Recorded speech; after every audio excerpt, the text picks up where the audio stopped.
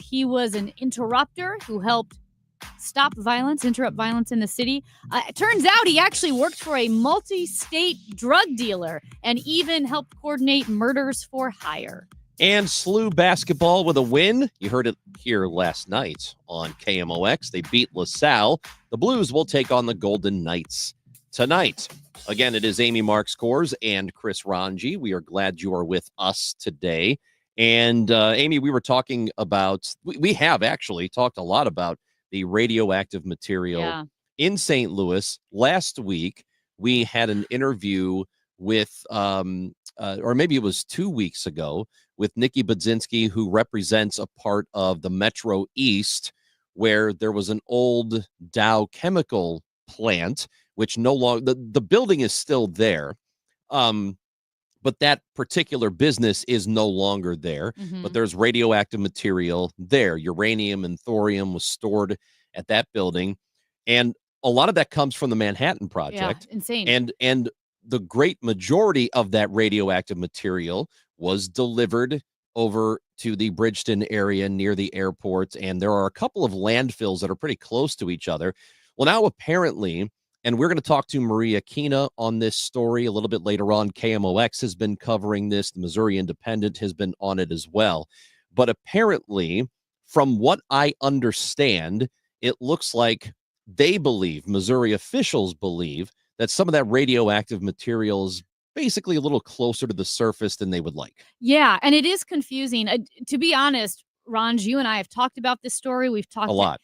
Allison Kite of the Missouri Independent that does great work. And initially when we talked to Allison Kite, she had done a long form investigation with others that I think the story took me like 45 minutes to read. You know, it was one of those super long form pieces.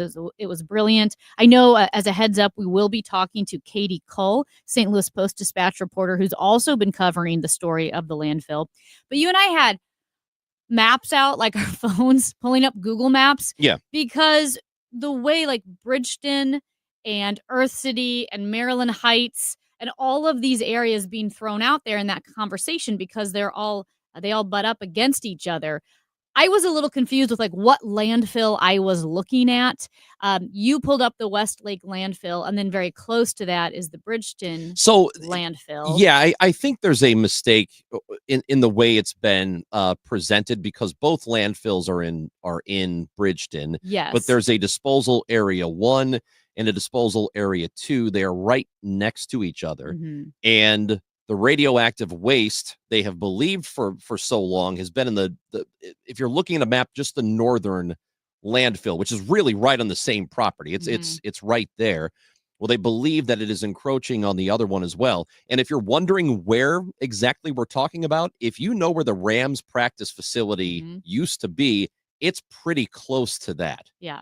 So out there very close to Earth City, right off 70. So that's the area we're talking about, north of 70. Yes, and as the Missouri Independent, like you explained, these two landfills that are situated in Bridgeton. So for the Bridgeton landfill, that's the one that you've heard in the news that has a subsurface smoldering event for more than 14 years. It's been emitting noxious odors. Mm-hmm. And as the Missouri Independent points out, raising concerns that this fire, it's not it's a smoldering event where it burns like fire, but there's no oxygen, that this fire might reach the radioactive waste in the Westlake landfill.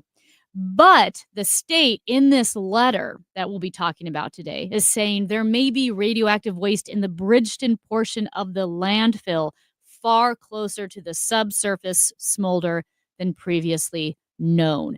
So, right, I think like if you had to draw a graph, we all know the story, we know the words, but it would be hard to draw the graph of which landfill and where's the smoldering event, and it's closer to the surface.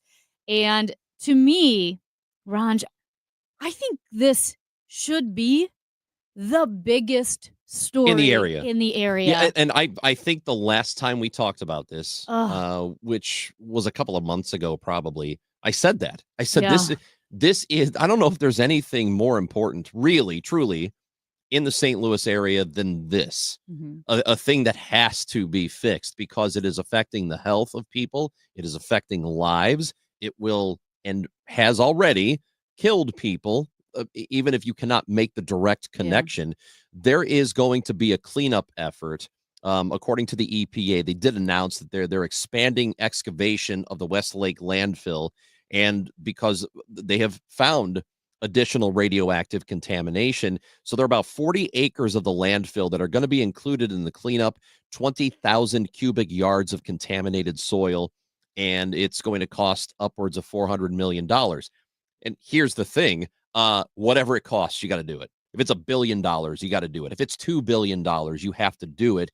There isn't anything more important because all of this contamination we talk about, everything in Bridgeton, the Westlake landfill, Coldwater Creek, what's happening in the Metro East, all of that is related. All of it. It is such a big story that covers a massive part of the St. Louis area. I think you're right. This absolutely should be priority number one. We talk a lot about improvements that need to happen in St. Louis, downtown in particular, and we're just talking about living, right? Like living spaces and shopping spaces and tourist places. But the real, true number one thing we should be focused on is fixing that. And I think the timeline, yes, not only makes it confusing to follow, but also reveals just how many people are exposed to this radioactive material. So as you mentioned, Ranj, uranium was refined in downtown St. Louis for use in the Manhattan Project. After the war, they trucked all that waste to St. Louis County and dumped it at the airport, where it leaked into Coldwater Creek. And if you see the barrels of this radioactive waste, like it's just leaking out of the barrels. They just trucked it over literally on flatbeds. And so it leaked into Coldwater Creek, which polluted the banks and the waters. This is something that's close to my family with friends who grew up playing in Coldwater Creek. And so many people have cancer or weird cancers in multiple members of the same family.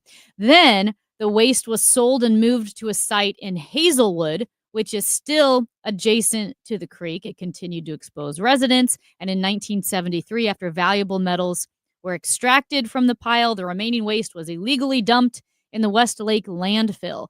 So it's just a trail of radioactive waste that's created a mess over a pretty big footprint and hurting a lot of people. It's wild that stuff was even brought here. That it was even brought to an area, and I get it that post World War II, that part of St. Louis wasn't as developed as it is now. I understand that, but that's the kind of stuff that should literally be out in the middle of nowhere. Yeah. Right. But the thing is, and I know they thought it was the middle of nowhere. Like, so there's no forethought. I mean, there's no forethought that people would continue to expand and move west. I don't know how you don't know that. And you can make the argument that in the late 40s, they didn't know how harmful radioactive material was. I don't know how you couldn't know. How could you not at least foresee the possibility it was bad for people? Yeah. Do you remember the girls in Nashville that were employees working under strict security protocols throughout the Manhattan Project, and they didn't know they were working with like radioactive waste? The Calutron girls, I think that's how you say it. The Calutron girls. Are you thinking of radium? I know. I shouldn't have brought it up if I didn't have everything. Okay. I know they were called the Calutron girls, but Chris Wallace wrote about it in his book. Oh, they put it on their teeth, right? Yes, yeah, they didn't. 1945, I know what you're talking about. But they were working for the Manhattan Project, and all of them had issues for the rest of their life because they just didn't realize what they were working on. And so whether, I don't know, how much of this was ignorance as to the lasting effects of radioactive waste, how much of it was carelessness. Yeah. But it is mind-blowing now. I mean, to see the barrels of radioactive waste, you would think it had to have been some form of a mix of ignorance and carelessness. Well, what's interesting is if you go back over 100 years, they started using, if anybody has a mechanical wristwatch, or it doesn't have to be that. It could be a quartz wristwatch that glows in the dark when the lights go out. That's safe now. But over 100 years ago, they were using radium to paint the markings on the dials of a watch, not realizing that it was radioactive and hurting people. So the Calutron girls were different because they were separating uranium isotopes, but it's the same idea of working with radioactive material. The radium, that was crazy. They would put it in their makeup. They put on makeup, they put it in their watch. That's just, and you'd wear it on your body. Yeah. Oh my God. It's unbelievable, the stuff that we used to do that was deemed safe, or they just had no knowledge of it. The scientist Marie Curie, she died from her work with radioactive materials. Again, but we're also talking over 100 years ago. By the time you get to the late 40s, they should have known better. That's Amy Marks Coors. I'm Chris Ranji. Hey, St. Louis got a little bit of a shout out last night on national television, and every time it happens, boy, do we love to take advantage of it. Amy Marks Coors, Chris Ranji on KMOX. We go where you go. 1120 AM, 98.7 FM, KMOX.com. When you're hiring, have you ever felt like you're missing out on meeting truly great candidates for your roles? It seems impossible to find them, but they have to be out there somewhere, right? Well, they're not hard to find when you know where to go, and that place is ZipRecruiter. And right now, you can try ZipRecruiter for free at ZipRecruiter.com/radio. ZipRecruiter helps 10 million people with their job search every day. And because these people are actively looking for jobs just like yours, it's easy to find the right person right away. In fact, 4 out of 5 employers who post on ZipRecruiter get a quality candidate within the first day. But if you're not using ZipRecruiter, you're missing out. So see what it's like when the impossible is easy. When you go to ZipRecruiter.com/radio right now to try ZipRecruiter for free.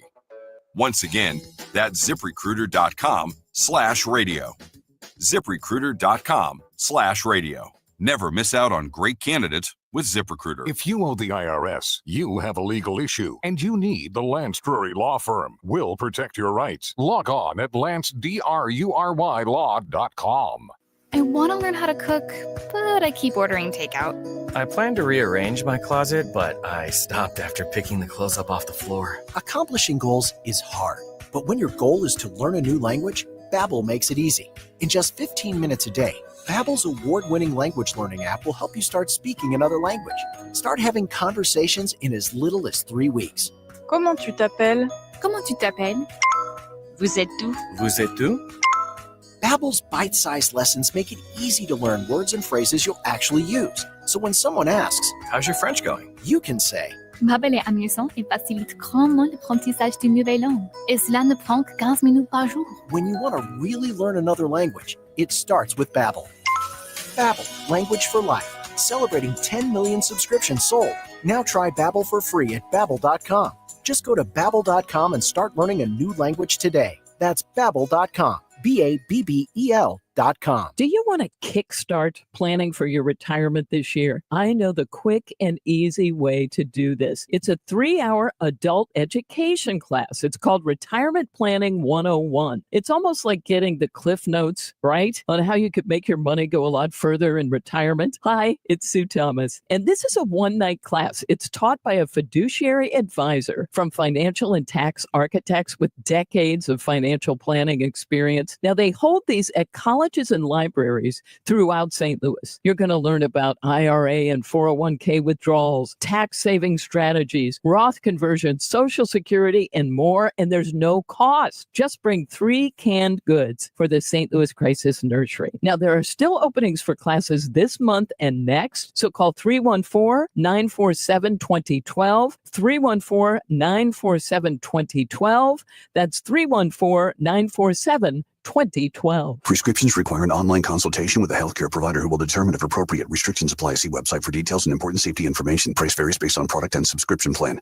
Hey guys, let's talk ED because millions of men experience it. Did you know that 1 in 4 people seeking treatment for ED are under 40? So you're not alone. And even better, Hims can help. Find the ED treatment that fits your needs at up to 95% less than the brand names when you get started at hims.com/joy. It all starts with an online intake form. From there, a medical provider licensed in your state will determine if ED treatment is right for you. Through HIMS.com, you can access a full range of treatment options for ED, including daily or as-needed meds through a 100% online process. If prescribed, your medication is shipped to you for free. Millions of men experience ED, but HIMS can help. To start your free online visit and save up to 95%, go to hims.com/joy. That's hims.com/joy for your free online visit. HIMS.com/JOY. Mid-America's most trusted voice for news. KMOX. Found my thrill on Blueberry Hill. Well, St. Louis did receive a shout out on the Jimmy Kimmel Show recently when St. Louis and Sterling K. Brown was on the show. Now, He's good, man. he's really good. Big fan. And he was talking about Emo's Pizza with Jimmy Kimmel. Now, Jimmy Kimmel, very familiar with Emo's Pizza because his wife is from St. Louis. And so they had a long exchange about Emo's Pizza in high school in St. Louis. Chain in St. Louis called Emo's Pizza. It's awesome. Don't say anything against it. What is your beef? Tell me. No, you know that I don't like it? I do know that you don't like it. It's a thin crust pizza. Is that your issue in and of itself? The crust is the least of the problems. Come on, give it Is to me. this something that I had an argument with John Hamm about this? Yeah. Anyone from St. Louis is so defensive of this pizza place. It's delicious. And I will tell you, I was excited to try it. In fact, I ordered it for my wife for Valentine's Day when we were first dating. I had it come out and I was excited to try it because she says, "Oh, this is Emo's Pizza. It's the best pizza." Yes. And we tried it and my first thought was, did I leave the plastic on it when I put it in the oven? And that is not a joke. I believe you. You have to let it cool a little bit. Okay. I think you probably had it too because sometimes the cheese will be running. If you let it cool for about 2 minutes, you would have a completely different culinary experience. Really? Yes. Yeah. I got your back. Yeah. That's what you do next time. You're saying that if I were to try it cold instead of No, hot not as cold. the pizza. I'm saying like not just right out of the oven because sometimes the cheese needs to settle a little bit. I feel like Emo's Pizza is my ayahuasca. You know what I'm saying? It does something to you? Does something to the belly? It's the cheese. It's the weird cheese, the Provel cheese. It's delicious. Are you kidding? You really don't like it? That's an understatement. Yes. You prefer Chicago sort of pizza? Definitely. Yeah. No, I like New York. Well, New York is great too. Yeah, no, I love Chicago pizza, New York pizza. I like pizza from Detroit, from whatever, except for Emo's Pizza. Yeah.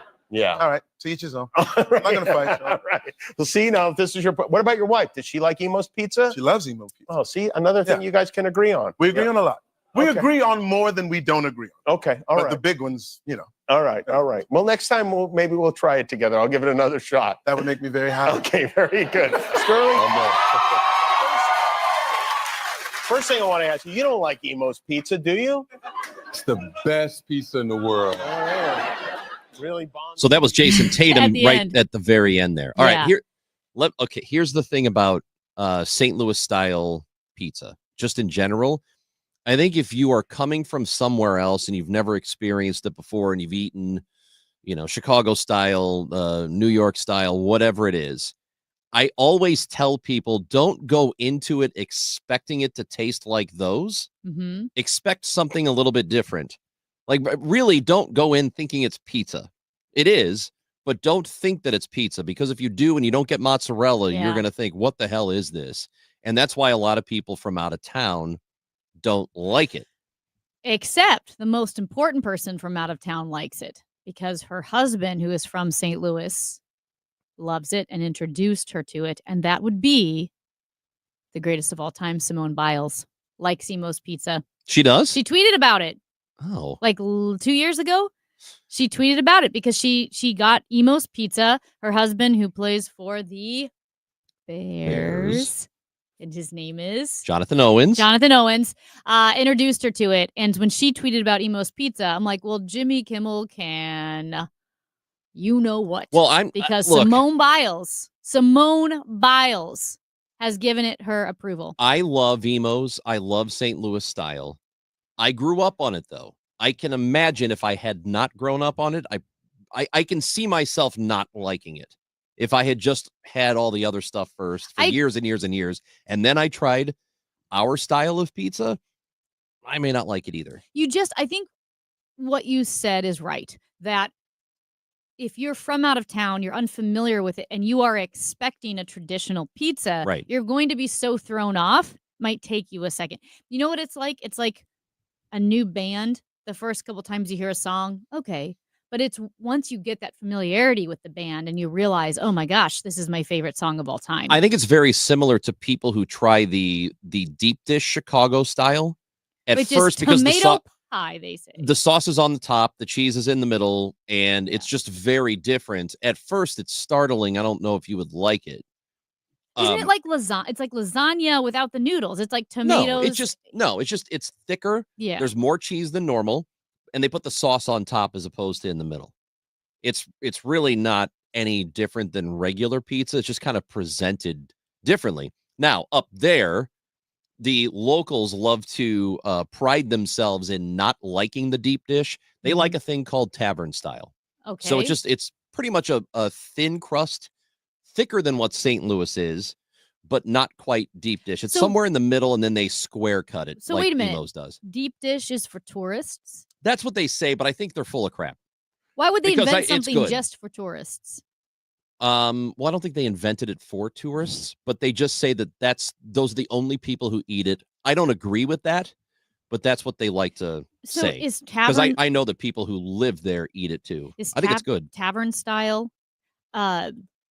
Is that Chicago style or Chicago That's- style deep dish? The locals say that's what we eat.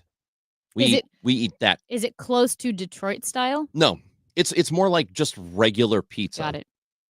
Right. I like Detroit style pizza. You know what? So do I. It's really good. I totally agree with you. And no one talks about it. I know.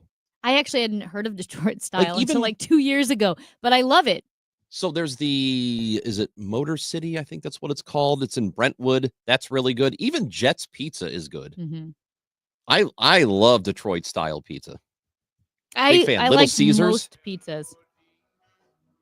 I don't really dislike pizza. It's pretty good. Dude, who invented it? Bob Pizza. Bob Pizza. Guy's a genius. He should be a billionaire. Also dead. Hey, Obviously. when we come back, our regular visit with our guy, Major Garrett, Chief Washington correspondent for CBS News. You won't believe it. It's been a busy week in Washington. We have a new president, and he's done some stuff. We're going to talk about that stuff with Major Garrett next on the Chris and Amy Show. It's time for a $98 furnace tune-up. Missouri sports fans, I have good news. Underdog is available to play in your state. This is Tom Ackerman with over 5 million happy players and $2 billion won. Underdog makes it fun and easy to cash in on all your favorite athletes' performances, and you should get on board. Even if you're not a sports fan, I think you're really going to enjoy the Underdog experience. With their Champs game, you could win up to 1,000 times your money just by choosing higher or lower on player stats like yards, touchdowns, interceptions, and more. Underdog is the best place to play. Sign up and deposit now with promo code TOM to get up to $1,000 in bonus cash instantly. And if you're in Missouri, you'll get an additional $50 in bonus cash when you play your first $5 entry. That's promo code TOM. Must be 18 plus and present in a state where Underdog Fantasy operates. Terms apply. $10 deposit minimum. See UnderdogFantasy.com for terms and conditions. Concerned with your play? Call 1-800-GAMBLER or visit ncpgambling.org. Now Taxes is using Credit Karma, where a TurboTax expert can do your taxes for you. They'll get your refund so you can do more with it right in Credit Karma. Now this is taxes. Intuit Credit Karma with TurboTax. See guaranteed details at turbotax.com/guarantees. Experts only available with TurboTax Live. Lifestyles Unlimited member Lisa appreciates having mentors who have her back. Having the faith to move forward, and y'all have everything provided. I could call a mentor and say, hey, I don't know what to do. Someone is always there to guide you. I have backup. Lifestyles Unlimited. Over 33 years teaching the real estate retirement roadmap. Text the word radio to 88007. That's radio to 88007. Join now for $297, a 60% savings. Lifestyles Unlimited. Text radio to 88007. At 10:30, we have cloudy skies, 33 degrees downtown at the Arch. I'm Megan Lynch. America's farmers may struggle to find a workforce for next year's harvest. CBS's Nancy Chen says new immigration policies from the Trump administration could have an impact. About 2/3 of crop workers are foreign-born. And while many come to the U.S. for seasonal jobs legally through H-2A visas, the USDA estimates that 42% of crop laborers are undocumented. A Republican lawmaker has introduced the Birthright Citizenship Act. The bill says children born in the United States will only get automatic citizenship if a parent is a U.S. citizen or national, or a lawful permanent resident, or serving in the military. This is about ensuring the citizenship, a cornerstone of our national identity. It is protected, respected, and aligned with the principles upon which this country was built. Congressman Brian Babin. President Trump has made it clear that restoring fairness to our immigration system and defending the true intent of the 14th Amendment are central to his vision of making America great again. Stacey Lynn, CBS News, Washington. It's going to be colder. The temperatures are going to drop as we head throughout the day. Today, a high this afternoon, only around 28 degrees. Clear, frigid tonight, a low of 10. And then tomorrow, mostly sunny, another cold day, a high 33. Right now, we have 28 degrees in Florissant, 27 in St. Peters, 30 degrees downtown at the Arch. The weather sponsored by the Penn Mutual Life Insurance Company, PennMutual.com/STL. Are you considering life insurance? Penn Mutual's accelerated client experience makes applying for life insurance fast and easy. Ask your independent advisor or go to PennMutual.com/STL. I'm Megan Lynch, KMOX News. Broadcasting from the Underlaw Injury Lawyers, GetJim.com studios. KMOX. Local news can come at you fast.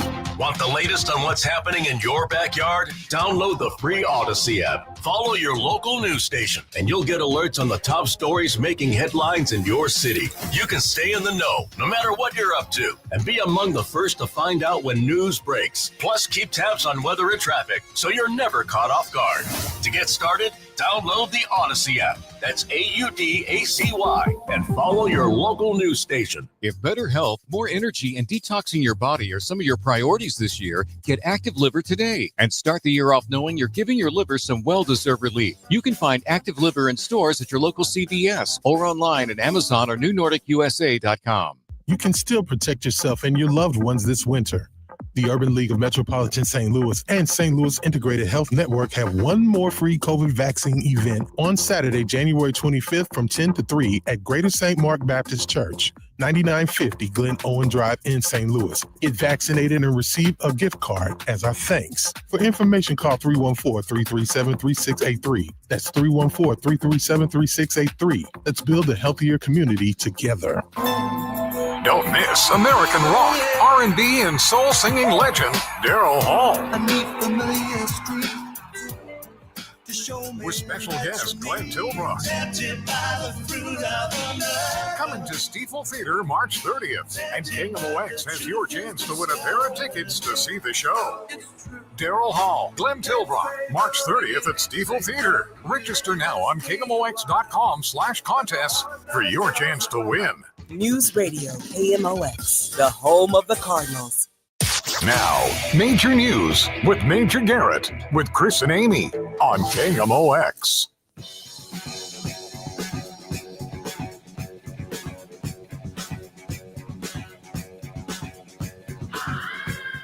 Chris and Amy show on KMOX. It is the first week of Donald Trump's second term as the president of the United States. So, well, we're glad to talk to this man. He is the author of The Big Truth, Upholding Democracy in the Age of the Big Lie, and two podcasts, The Takeout and Agent of Betrayal.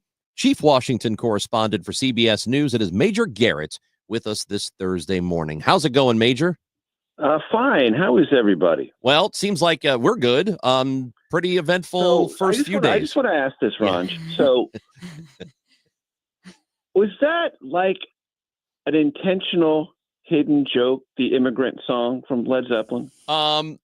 We have to ask Matt Pajeski about our this one. intrepid Matt? producer. Absolutely. Yeah. Okay. Yes. Okay. Because if there is any meta theme for the first week of the Trump administration, it is the immigrant song, the immigrant policies, the immigrant everything. Because they are sweeping, they are without precedent in our country in terms of reinterpreting either the Constitution or asylum or refugee policy, and they will be the ramifications will flow and are already beginning to flow to our day-to-day lives and our economy. So, well played. Thank you. Well, he's very smart. He is an incredible producer, Major. And along those lines, the specifics here, we've seen the grand sweeping statements about immigration. But as we stand today, are there people who are either undocumented or documented temporarily in schools or churches or other havens like that that could be arrested, taken into custody, or placed into potential deportation proceedings? Yes. So the places you described, schools, churches, to name two, have historically been viewed by both parties until now as sensitive places of some manner of sanctuary and protection, wherein their presence could be inquired about, but nobody would enter to try to take them out because they were in violation of immigration law. This administration has made it clear through an executive action that that's no longer the case, that these sensitive areas are no longer off limits. In addition, an executive order has said the existing interpretation of the 14th Amendment conferring citizenship to anyone born in the United States is not valid, and they intend to challenge it. They intend to challenge whether someone who is a parent, undocumented, or both parents are undocumented, and they give birth to a child in the United States, that child does not automatically become a citizen. This is under the understanding of birthright citizenship. Also, through executive action, the administration has effectively ended refugee status claims at the border or asylum claims. No one's claims will be considered at this moment. Everyone gets ejected. Everyone gets stopped, period. Now, there is existing U.S. law about what it means to qualify for refugee or asylum status. What the administration has said is we're not even going to pursue that process to see if you qualify. Nobody qualifies for anything right now. These things will be legally challenged for sure. There's also a deployment of 1,500 military personnel. Up to 10,000 could be deployed in the coming weeks to Texas, New Mexico, Arizona, California to reinforce border protection forces there. All of which is meant to deal with a problem that was certainly numerically visible and pronounced in the first 3 years of the Biden administration. There is no question about that. However, in the last 6 months, the number of illegal crossings at the border has dropped dramatically. In December and January, they were the lowest numbers recorded in more than a decade. And the aggregate number of illegal crossings in 2024 was lower than any year in the Trump administration, pre-pandemic. So if there was an invasion, and that's their words, not mine, you could possibly apply that to the first 3 years of the Biden administration, but not statistically to the last one. So all of these efforts and all of these personnel that are going to the border may, in fact, encounter far fewer people than anticipated. Major, what has been the fallout of basically the shutting down of any DEI programs or offices or anything in the federal government that these people have been told? I believe they're getting pay for a little bit, and then they're essentially going to be out of work. So what's the fallout there? We don't know numerically how many people this will affect, 10, 100, 200, nobody knows. Some of them will be allowed to transfer laterally within the federal government because they have civil service protection, meaning they can get to another job that this administration prioritizes. It does not prioritize diversity, equity, inclusion at all at any level. And it also wants to send an unmistakable signal to corporate America. You better get rid of these programs. And if you don't, you're going to get something more than a side eye from us in the administration. So it's not a massive change to the federal workforce, which numbers about 2 million, but it is a symbolic gesture consistent with campaign promises to be hostile to any of the recent advocacy for either diversity, equity, or inclusion. The Trumpist Republican Party believes all of that is by its very nature discriminatory. The defenders of diversity, equity, inclusion would say it's not discriminatory. It's just another factor to weigh in the process of evaluating employees, with the longstanding understanding that if you don't give people in underserved populations a chance to move up any ladder in employment by a merit system, they never obtain the seniority or the prominence to get higher positions, or it's much harder for them to do that. This is a clash of ideologies. It's a clash of workplace and personnel dynamics, but this administration is 100% opposed to the most recent incarnation of trying to create a more diverse workforce.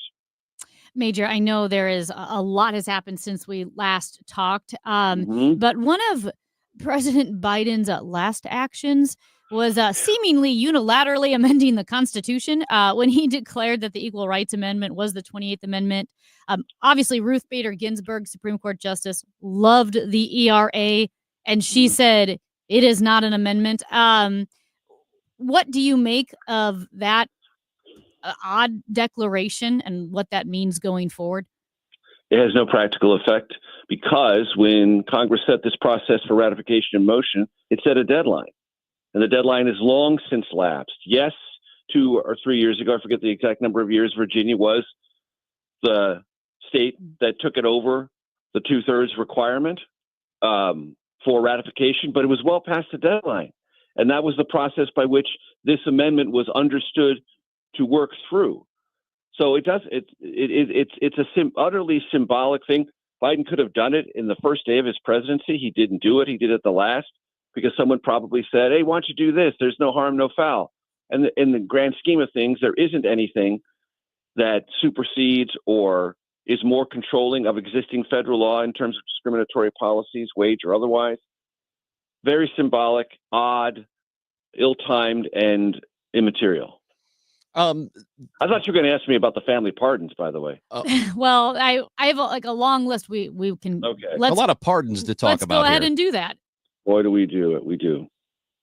Yeah. So all right. we'll talk about the family pardons first. Let's start with the family one. So I'm not at the White House every day. I go in there in and out periodically, but I'm not there every day. Ed O'Keefe, who was standing on the freezing cold balcony of the Cannon House Office building all day and most of the night for our inauguration coverage. Yes, it was cold. Yes, it was 9 degrees. I'm still thawing out.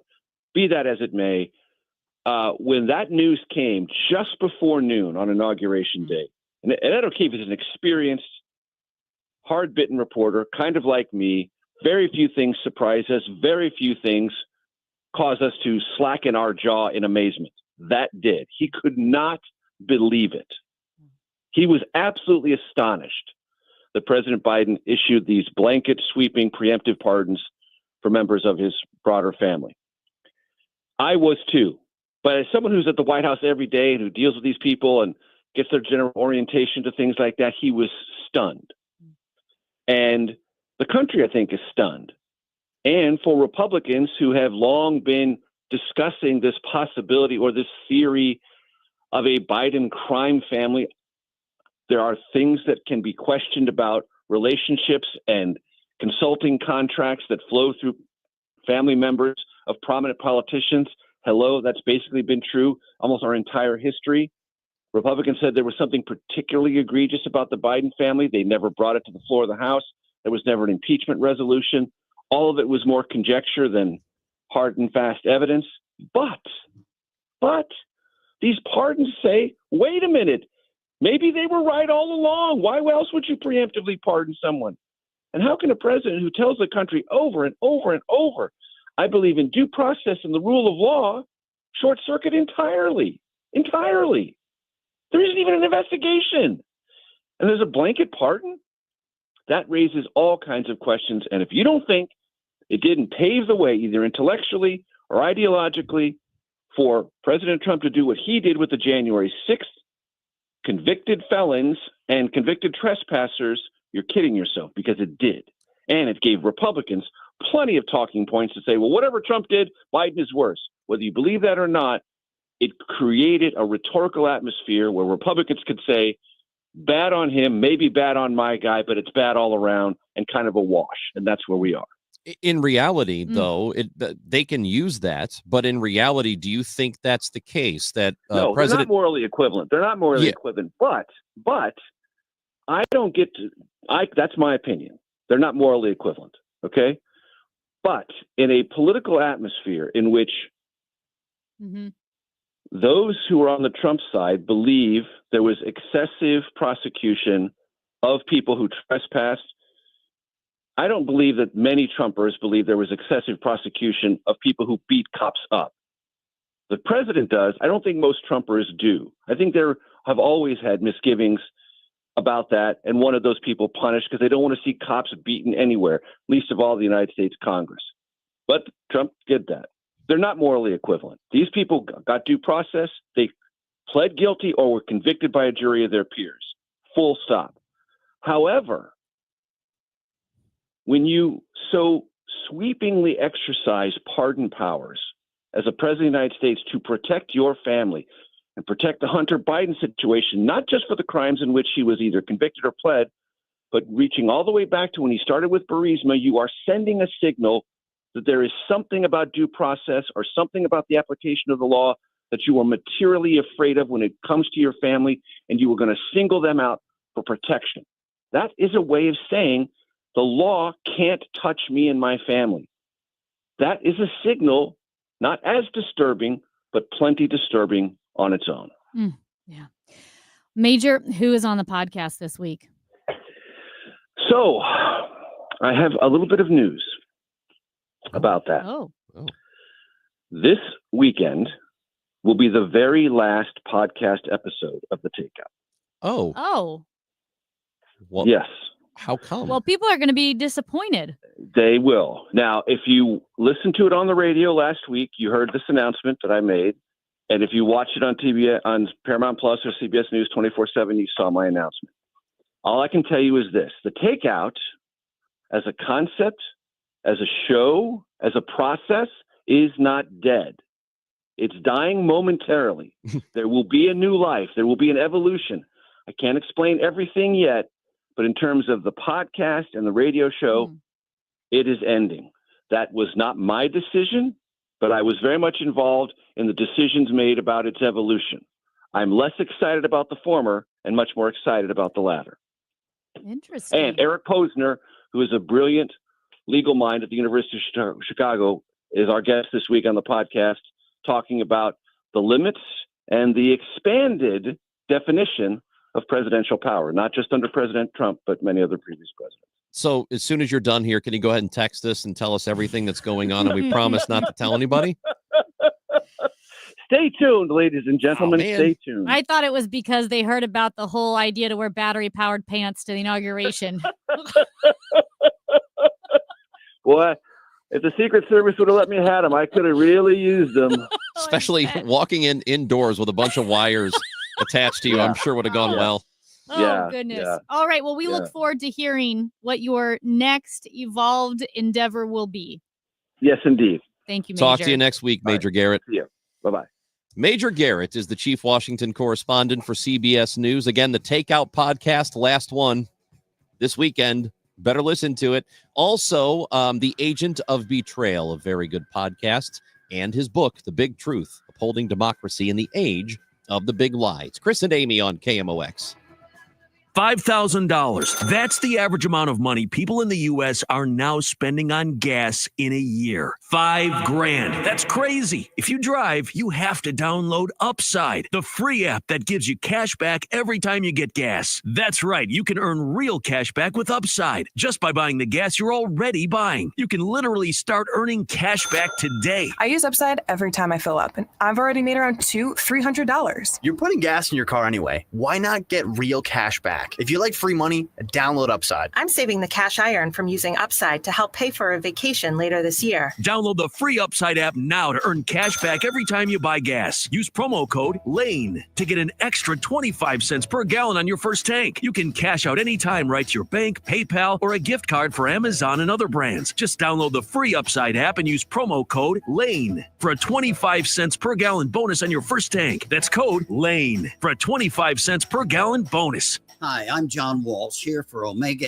XL. Do you suffer from muscle pain and soreness due to overuse, daily activities, exercise, or aging like I do? Do you feel it in your back, your neck, knees, or joints? I know I did. I finally found a solution. It's Omega XL, a clinically proven natural drug-free supplement that helps relieve daily joint pain and muscle soreness. Omega XL delivers results you can feel. Made with a proprietary oil extract from green lip mussels, it's a powerful super oil with no fishy aftertaste, small and easy to swallow, and is 16 times more potent than standard fish oil. Omega XL has been trusted by millions for over 2 decades and is backed by 40 years of clinical research. Don't let joint aches prevent you from doing the things you love. Call now for Omega XL's BOGO special, 800-598-4890. That's less than $20 a bottle. Remember, there's a 60-day money-back guarantee. Terms apply. 800-598-4890. 800-598-4890 or omegaxl.com/Walsh. Hey everyone, it's Ted from Consumer Cellular, the guy in the orange sweater, and this is your wake-up call. If you're paying too much for wireless service, you don't have to keep having that nightmare. Consumer Cellular has the same fast, reliable coverage as the leading carriers for less. And for a limited time, new customers receive their second month free when they sign up and use promo code SECONDFREE by January 26th. So why keep spending more than you have to? Seriously, wake up and call 1-888-FREEDOM or visit consumercellular.com. Taxes, fees, and other third-party charges will apply. See website for additional details. Trust and Will knows that we'll all eventually need a will. How about right now? Trust and Will makes creating your will easy, like while you're lounging on the couch easy. Trust and Will is designed by attorneys but customized by you, and all documents are state-specific and secure. Find your plan at trustandwill.com and use offer code RADIO now for 10% off. That's trustandwill.com, offer code RADIO. Trust and Will is an online estate planning service. Visit trustandwill.com for details. Looking to give your bathroom an affordable facelift? Maybe you need your shower area to become a safer space for your family's needs? Glover here with a recommendation. Michaels can come in and give you a free quote. We'll discuss your needs and help figure out what works best for your space and budget. Michaels Baths remodels bathrooms all over the St. Louis region. 5-star reviews on Google and an A+ BBB rating. You'll love these guys. That's Michaels Baths, 636-775-0800. or michaelsbaths.com. Again, that's michaelsbaths.com. The choice of a lawyer is an important decision and should not be based solely on advertisements. If you've been injured in a car wreck, you need the best. Let us make your case our cause. Car accident? Call Onder Law for a free review at 314 or 618-9000000. Discover true luxury at Missouri's first and only standalone Genesis dealership, Genesis of St. Charles. Thank you for making us the #1 Genesis dealer in Missouri for 2024. True luxury isn't just built. It's engineered with precision and passion. Explore amazing cutting-edge technology, redefined elegance, and exhilarating performance in the new 25 GV80. A new level of luxury awaits you at Genesis of St. Charles. Visit us in-store or shop genesisofstcharles.com. Based on GMA sales records. I'm Sean Malone. This is KMOX, the voice of St. Louis. Now, did you see this? With Chris and Amy. Amy, did you see that Netflix, your favorite streaming service, Yes. is raising prices again? Yeah, I did. They are doing it again. They had a record increase in the number of new subscribers for the last quarter of 2024. Their response is to start charging you more money, because of course they are. So That's why I'm glad that it's not my I don't watch a lot of movies. I know, shocking to everyone, or TV, and the TV I watch is overwhelmingly the Food Network. So YouTube is what I watch, YouTube TV. I haven't really been on Netflix in I don't know how long. But yeah, Netflix, I remember after COVID, when we all went back to our lives, they thought, well, this is terrible. We have to sustain this growth. You can't sustain the growth that you were able to create during a worldwide pandemic when everyone was forced to stay home and watch TV. Well, like that's not a reasonable Everything expectation has to for be growth. Everything has to be exponential. Can't you just have a little bit of growth and be happy with it? That's why Damn, man. that's why you and I choose not to grow. Dude, it's every just day. It's obnoxious if you use these services and you're trying to save money. Everything's expensive as it is. And now they're going to raise prices. So a standard account with ads will cost you $8 a month. If you want the ad-free, it's now $18. The premium plan will now cost you $25 Insane. per month. And then you add that to everything else. And more and more things were taken off of Netflix because, things go to the Peacock streaming channel or the Paramount or whatever it is. Hulu and Hulu. So, it's too much. In other news, JetBlue said travelers can now use Venmo to book flights, making it the first carrier to accept purchases through Venmo. So the option to pay for flights with Venmo is now available on JetBlue's website, and it will roll out on JetBlue's mobile app in a few months. And you can also, if you can scan a QR code at checkout, which would take you to Venmo. So you can, buy aisle seats with Venmo and a linked bank account. So I like Venmo. I don't want to buy airline tickets on Venmo. You can pay me on Venmo. I get frustrated when people don't have Venmo. You can pay me Yes. on Venmo, Amy, if you like. No, I know, but I don't want to. Yes, I'm saying you should. Do you have Venmo? Yeah. Matt, So- do you have Venmo? Yeah, All right. Matt's got A it. lot of people don't have it. Yeah, so go ahead and send me whatever you feel. Whatever you feel. I'll give Whatever you feel negative comfortable with. $10. You can't do negative $10. So you can Not with ask an me for money. attitude like I'm that. not going to give you any money, but you All can right. give me some if you want. That's Amy Marks Coors. I'm Chris Ranji. Girls on the Run, STL, a thing that's very close to Amy Marks Coors' heart, is happening. So we've got the president of Ballpark Village and the executive director of Girls on the Run with a spring 5K that is coming up. Courtney Berg and Mike LaMartina coming up next on KMOX. It seems every political administration has a different idea about taxes. No matter where you stand politically, you should know how the new tax proposals from the Trump administration could affect you and your retirement savings. The good news is Steve All and the team at the All Financial Group are here to help.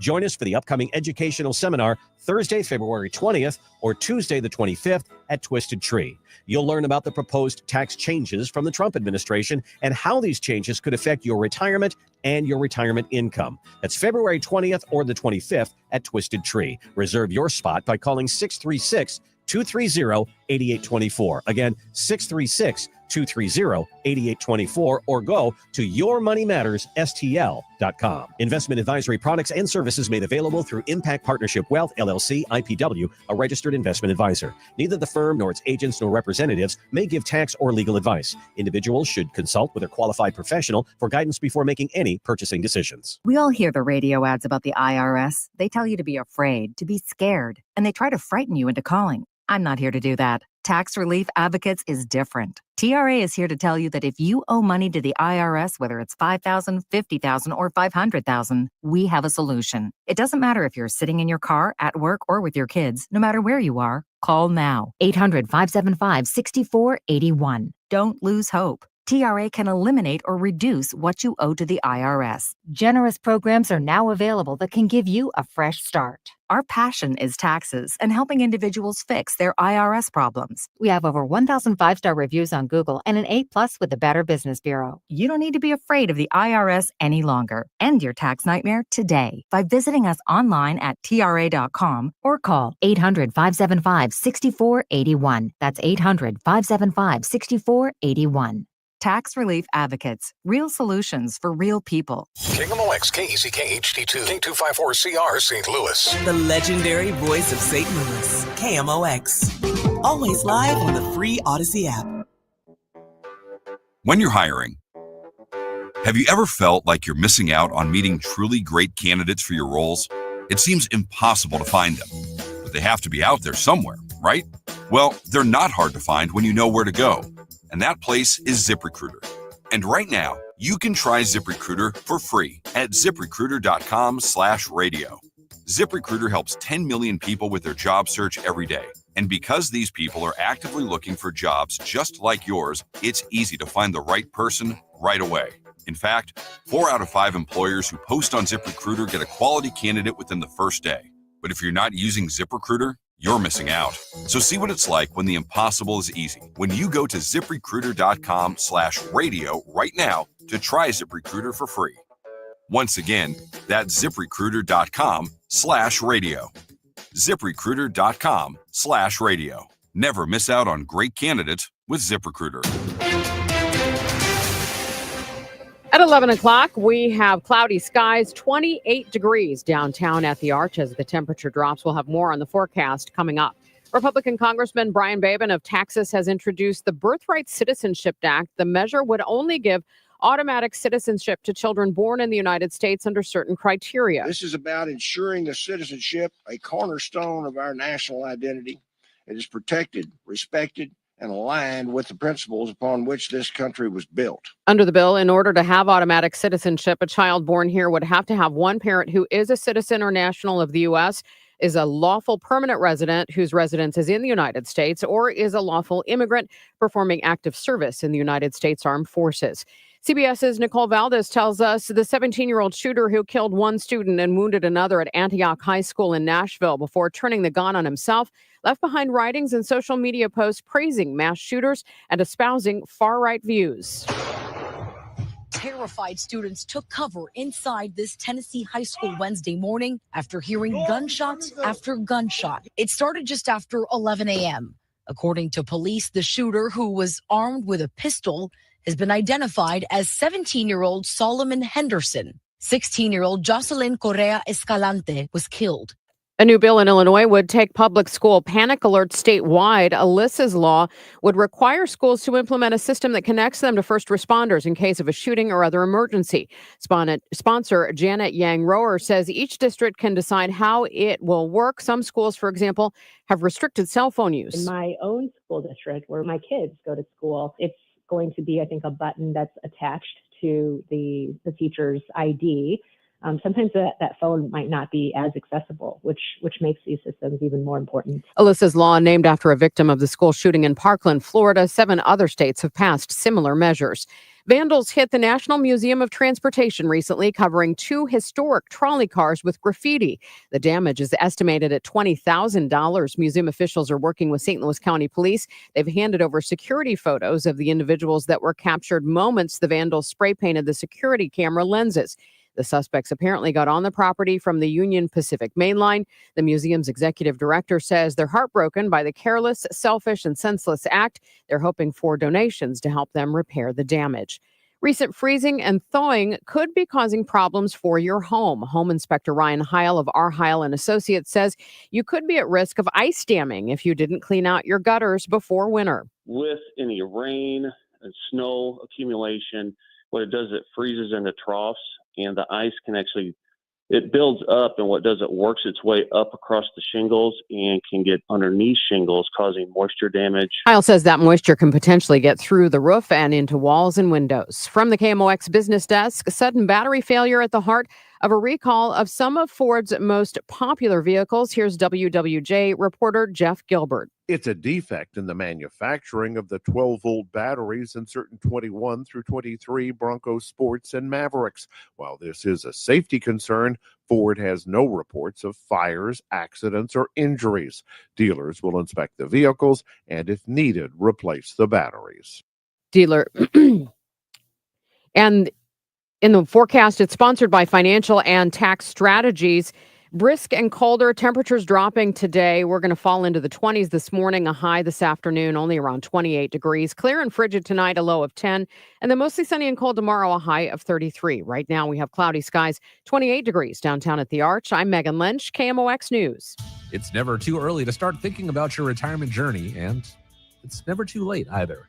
You just need to know that the steps may look a little different.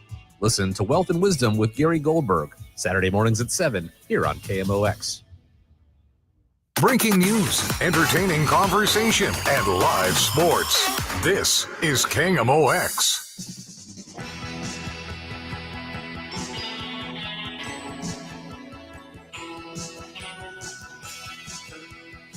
Chris Ranji, Amy Mark Scores with you, and joining us now in Studio B is Courtney Berg, Executive Director of Girls on the Run St. Louis, and Mike LaMartina, President of Ballpark Village. President. Yes, President. And they are here because, as you guys know, worked with Girls on the Run for years. Such an incredible organization. So much fun to MC their fall 5K and their spring 5K. And there was a big announcement made this morning regarding the Girls on the Run spring 5K and Ballpark Village. So, Courtney, what is the big news? Big news. Girls on the Run St. Louis 5K is now hosted by Ballpark Village this spring. So we are coming back downtown in the beautiful Ballpark Village, and our Girls on the Run and the community are going to run through gorgeous downtown, see all those great historic pieces, and through the Gateway Arch Park, National Park, and back into Ballpark Village. We are so excited. So, Mike, how did this all come together? Well, Courtney and I have been friends for quite some time, and I've worked with the organization as well. But Ballpark Village has had a longstanding relationship with Girls on the Run, and we're very well known for lots of big events and baseball and hockey, soccer, all of the celebratory moments that everybody knows Ballpark Village for, in addition to our retailers and restaurants, and even now living and working on our property. But we're also great stewards of community support. And there are several organizations we work with regularly, and Girls on the Run happens to be one of them. And even most recently, our longstanding relationship through Spark and our Every Startups holiday party every year. The past few, Girls on the Run has been a beneficiary of that. So this has really come through an opportunity of continuing to work with the organization, and Courtney and I being close and looking at how their mission continues to align with our support of the community, and an opportunity to expand this ever-growing, successful spring 5K that's the largest in the season that they have, and how we can lend service to that and be a real home for these. We've successfully been able to host many large citywide events and runs, races, Taste of St. Louis, et cetera, in addition to the events that we curate and execute ourselves.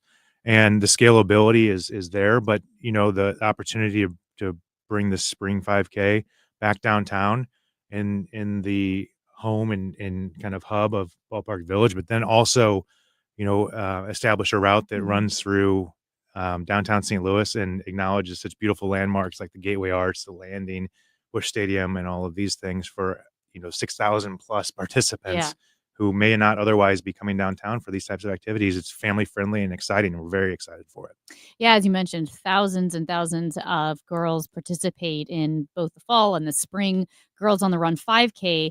And if you have kids in schools, there's a good chance you've heard of Girls on the Run. If you haven't, Courtney, I would love for you to share what the organization does. I know it's hard to sum it up, the incredible work with Girls on the Run 3 to 5th grade, Heart and Soul, I believe, is 6th through 8th grade.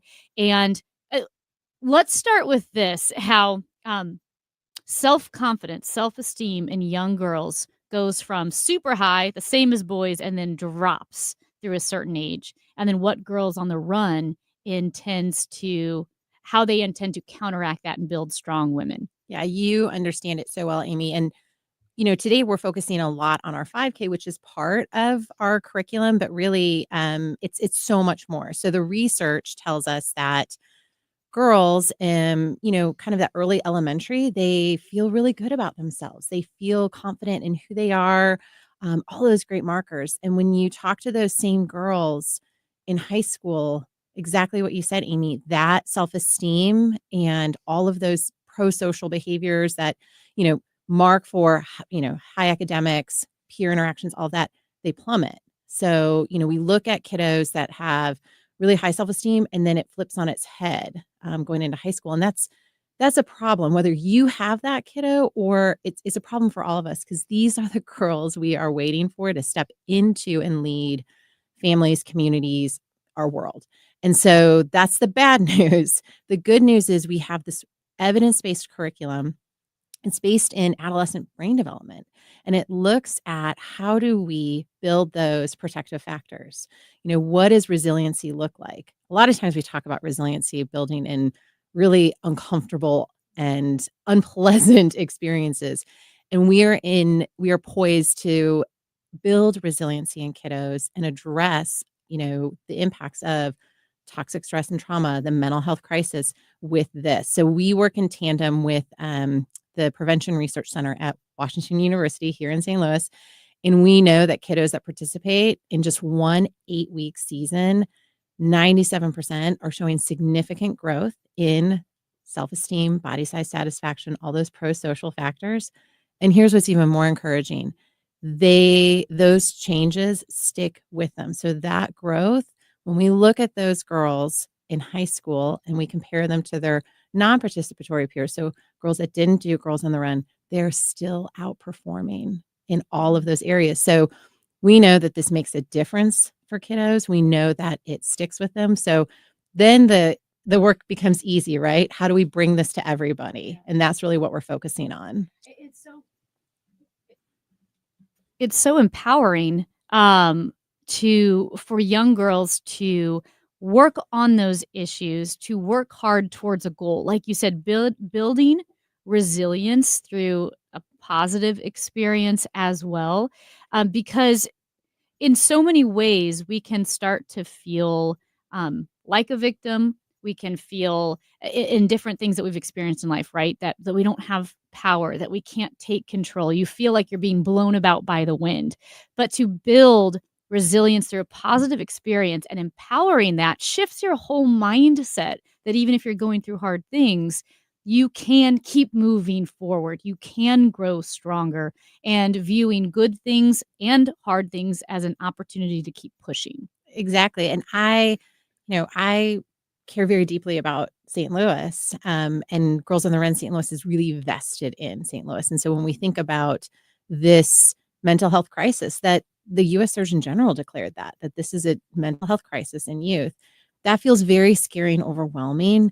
And we can do something about it. Girls on the Run isn't the singular answer, but we are part of really good work happening. And so it's a privilege to be invited into over 400 schools and community partners, across Missouri and Illinois. That feels such a privilege. And so, that 5K then becomes not only the Girls on the Run big goal, that's what they've been working towards, and they cross that finish line and you build that confidence through accomplishment. But we as a community get to come out and celebrate that and then witness that. It's a pretty amazing day. That's one of the most exciting things I think about our ability to bring this downtown and host it at Ballpark Village and through all the areas of our great downtown St. Louis too, is there's the participants and the mission and, everyone in the schools and the coaches, the volunteers, everyone is part of it. But then there's just being part of the overall event.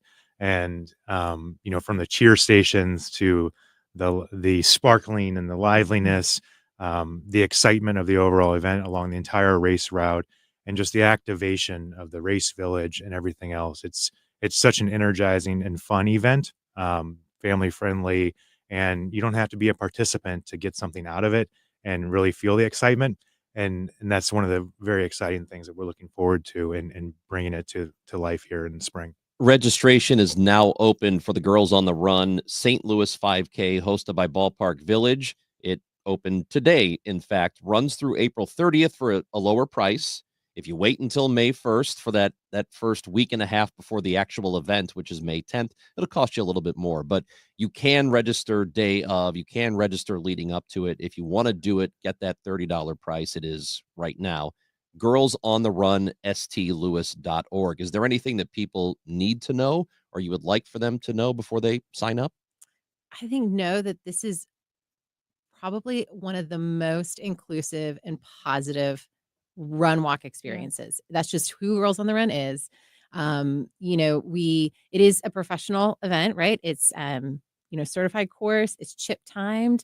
So for those folks that want to come out and really, have a strong, powerful race, absolutely. But we are open to visually impaired runners, push athletes, wheelchair athletes, and folks that just want to move forward, right? It is such a positive, safe space.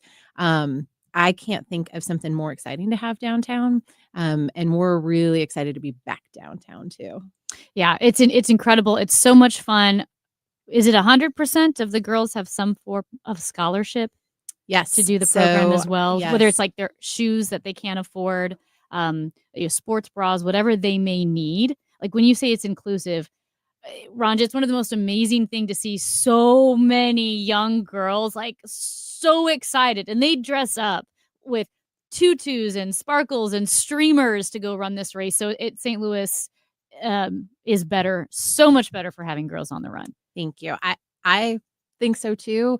And again, we're talking about 23 counties across Missouri and Yeah. Illinois, hundreds of schools, and we have a lot of differences. We have a lot of things that separate us. And it's a pretty powerful moment to see all these kiddos and families moving forward together and kind of encouraging each other forward, because that's what Girls on the Run is. So can't think of a better place, honestly, to have it than Ballpark Village. It'll be a ton of fun. So Girls on the Run, stlouis.org for more information or to donate or to support it.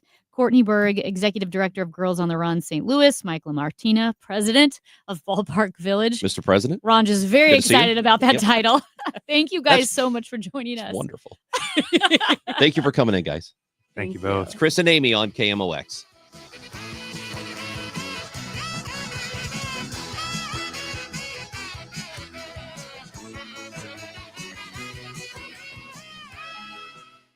Reason number 52 to choose Diamonds Direct over any other jeweler. Only Diamonds Direct gives you a 110% diamond upgrade guarantee. Let us explain. If you buy a diamond at Diamonds Direct today and decide in the future you want to upgrade to a larger diamond, Diamonds Direct will give you 110% of your original purchase price toward the new stone. For example, let's say you bought her a $5,000 diamond last year, but now she wants to upgrade to a $6,000 diamond. Diamonds Direct will give you $5,500 toward the new one. That's 10% more than you paid the first time. Guaranteed appreciation. Whether that first diamond was $3,000 or $30,000, you get 10% more. Who else does this? And unlike other stores who claim to offer diamond upgrades, at Diamonds Direct, there's no fine print and no minimum purchase requirement. It's 10% more, period. Come and discover real value and buy with confidence. Proud to call the Lou Hall. Diamonds Direct. Your love, our passion. Hi, I'm John Walsh here for Omega XL. Do you suffer from muscle pain and soreness due to overuse, daily activities, exercise, or aging like I do? Do you feel it in your back, your neck, knees, or joints? I know I did. I finally found a solution. It's Omega XL, a clinically proven natural drug-free supplement that helps relieve daily joint pain and muscle soreness. Omega XL delivers results you can feel. Made with a proprietary oil extract from green lip mussels, it's a powerful super oil with no fishy aftertaste, small and easy to swallow, and is 16 times more potent than standard fish oil. Omega XL has been trusted by millions for over 2 decades and is backed by 40 years of clinical research. Don't let joint aches prevent you from doing the things you love. Call now for Omega XL's BOGO special, 800-598-4890. That's less than $20 a bottle. Remember, there's a 60-day money-back guarantee. Terms apply. 800-598-4890. 800-598-4890 or omegaxl.com/Walsh. Do you want to kickstart planning for your retirement this year? I know the quick and easy way to do this. It's a 3-hour adult education class. It's called Retirement Planning 101. It's almost like getting the Cliff Notes, right? On how you could make your money go a lot further in retirement. Hi, it's Sue Thomas. And this is a one-night class. It's taught by a fiduciary advisor from financial and tax architects with decades of financial planning experience. Now, they hold these at colleges and libraries throughout St. Louis. You're going to learn about IRA and 401k withdrawals, tax saving strategies, Roth conversions, Social Security, and more. And there's no cost. Just bring 3 canned goods for the St. Louis Crisis Nursery. Now, there are still openings for classes this month and next. So call 314-947-2012, 314-947-2012. That's 314-947-2012. Hey everyone, it's Ted from Consumer Cellular, the guy in the orange sweater, and this is your wake-up call. If you're paying too much for wireless service, you don't have to keep having that nightmare. Consumer Cellular has the same fast, reliable coverage as the leading carriers for less. And for a limited time, new customers receive their second month free when they sign up and use promo code SECONDFREE by January 26th. So why keep spending more than you have to? Seriously, wake up! and call 1-888-FREEDOM or visit consumercellular.com. Taxes, fees, and other third-party charges will apply. See website for additional details. The following heartwarming yet informative scene is brought to you by Trust and Will. Son, your grandpa and I used to work on this car together, and when I'm gone, I want you to have it. Wow. Thanks, Dad. Doesn't count. What you need is a will. Luckily, Trust and Will makes it easy. Designed by attorneys, but customized by you can easily create a state-specific, legally valid document that actually counts. Now, let's let the engine do the talking, am I right? Start your will at trustandwill.com. Use offer code COUNT for 10% off and make it count. Trust and Will is an online estate planning service. For details, see trustandwill.com. Taxes was not knowing your full financial picture. Now Taxes is getting and maximizing your refund all in one place. Credit Karma, where a TurboTax expert can do your taxes for you. They'll get you the most money back, guaranteed. Then you can do more with all that money, all in Credit Karma. Now this is Taxes. Intuit Credit Karma with TurboTax. Get started today. See guarantee details at turbotax.com/guarantees. Experts only available with TurboTax Live. From the arch to the airwaves, KMOX is St. Louis. Ranj, we've talked about the sports craze where parents are signing their kids up for these sports teams and these club leagues that just travel on weekends and travel on holidays, and it's taken over their family lives. Well, along those lines, there is a guy who talks about sports and family on Instagram and TikTok. This is an argument he brought up recently. The death of Rec League is going to be one of the worst things socially and athletically that we do to our kids.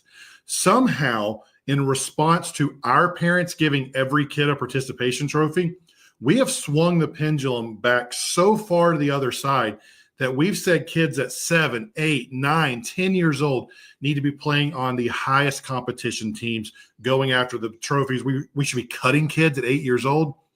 Rec League is an important part of the growing up experience. Why are we telling kids that you can't just play a game simply to have fun with your friends? Where did we lose that? So really interesting about these rec leagues, because you're starting to see that fewer kids are playing a rec league or a CYC league, and or those rec leagues or CYC leagues start to focus on competition rather than everyone's just getting together to play. And I get it that some of those like leagues, especially probably CYC, they're still there, but more and more kids are joining these highly competitive club teams or doing both. We had that when I was a kid. I just played CYC soccer. Then I had to stop playing soccer in high school because I wasn't good enough, right? I just wanted to play rec league soccer. But in 7th and 8th grade, as kids got older, closer to high school, we had fewer CYC teams to choose from. So I actually had to switch to a different CYC team because it didn't exist anymore. And several of the girls doubled up. So they would miss half the games because they would play CYC, but then they would have their club team. When I was a kid, there were travel teams for baseball. Mm-hmm. That's the sport I played growing up. I played soccer for a year, but I didn't really play anything else except for baseball. And there were kids who had the travel teams they were on, but I would tell you that very few of them were on those teams. In fact, nobody ever really talked about them. We heard about them, but it wasn't like a thing like it is now, where it seems like everybody who's participating in baseball or whatever is on some sort of select team or a travel team, and I agree with him. I don't think that this was an intentional response to the participation trophy era. I think it just happens to be a thing that happened because there's so much money in travel ball. That's why I think there are so many of these teams and so many of these leagues. It's not because it was a response to, oh, this participation trophy thing is so stupid, so now we're going to start cutting kids from teams instead of just letting everybody play. I don't think that's what it is. I think it's all about money. And he's right, though, that a rec league is good for a kid. And it shouldn't, the outcome of games when you're 8, 9, 10 really shouldn't matter all that much. It's okay to have a playoff and to have a championship game and for the championship team to get a trophy if you're 8, 9, 10, 11, 12 years old. There's nothing wrong with that. You should have some sort of competition, but everybody should be allowed to play when they're a kid if they want to. Well, and there should be a place for them to go. Yeah, and I just think along those same lines, the rise of the single sport athlete as an 8 or 9 or 10-year-old. And you know what? And professional athletes, people who have been around, who Yeah. have played Major League Baseball or something else, will tell you it's not good. And some of No. them did it, but a lot of them will argue. They'll advocate for play multiple sports. Don't just pick a sport and that's all you do. It's good for your body. Mhm. If you're a baseball player and you throw a lot, it's good for your body to take a few months off and do something else. Play basketball. And not only Play from- basketball in the winter. It's a different set of muscles that you use. And not only from a rest standpoint, as you mentioned, because we had talked to, this might have been 2 years ago now that we talked to some doctors over at BJC who said, for the first time, we're seeing 12-year-olds come in with overuse Yep. injury. So not only from a rest standpoint, but also it's physiologically advantageous to play different sports so that you can garner more skills, right? It's going to help with hand-eye coordination. It's going to help with fitness. It's going to help with muscle development if you are doing lots of different activities. Yes. And also, I do think it's crazy. I still can't get over my brother, who is 10 years younger than I am. When he was playing baseball when he was 10, so I'm 20, he's 10, and he had someone on his team, a kid, quit baseball because of burnout. The kid had 80 games that summer. Oh, 80! He was missing we birthday had one parties. a week. I know. We had one a week, and that it didn't feel like enough. I felt like we could have played a couple a week Mhm. at least because I loved it so much. But 80 is nonsense. I was in an Uber Mhm. once here. This was several years ago, and the driver said that he was driving in part to help pay for his son's travel baseball. Wow. And he told me that kid was playing 180 games a year. That seems I don't even know if that's, maybe he's exaggerating, but he said that's how many games the kid was playing a year. Well, how do you even do that? I don't know. You have to travel. You have to, in the winter, you have to go to warm environments. And I'm guessing some days he's playing 2 games a day, but 180 is nuts.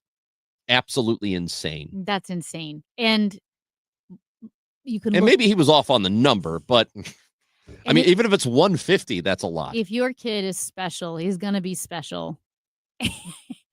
One bad call from an ump isn't going to ruin it, Oh, and yeah, neither of is not course playing not. 180 games. Absolute insanity. Yeah. But yes, the bottom line is children should not have to worry about getting cut.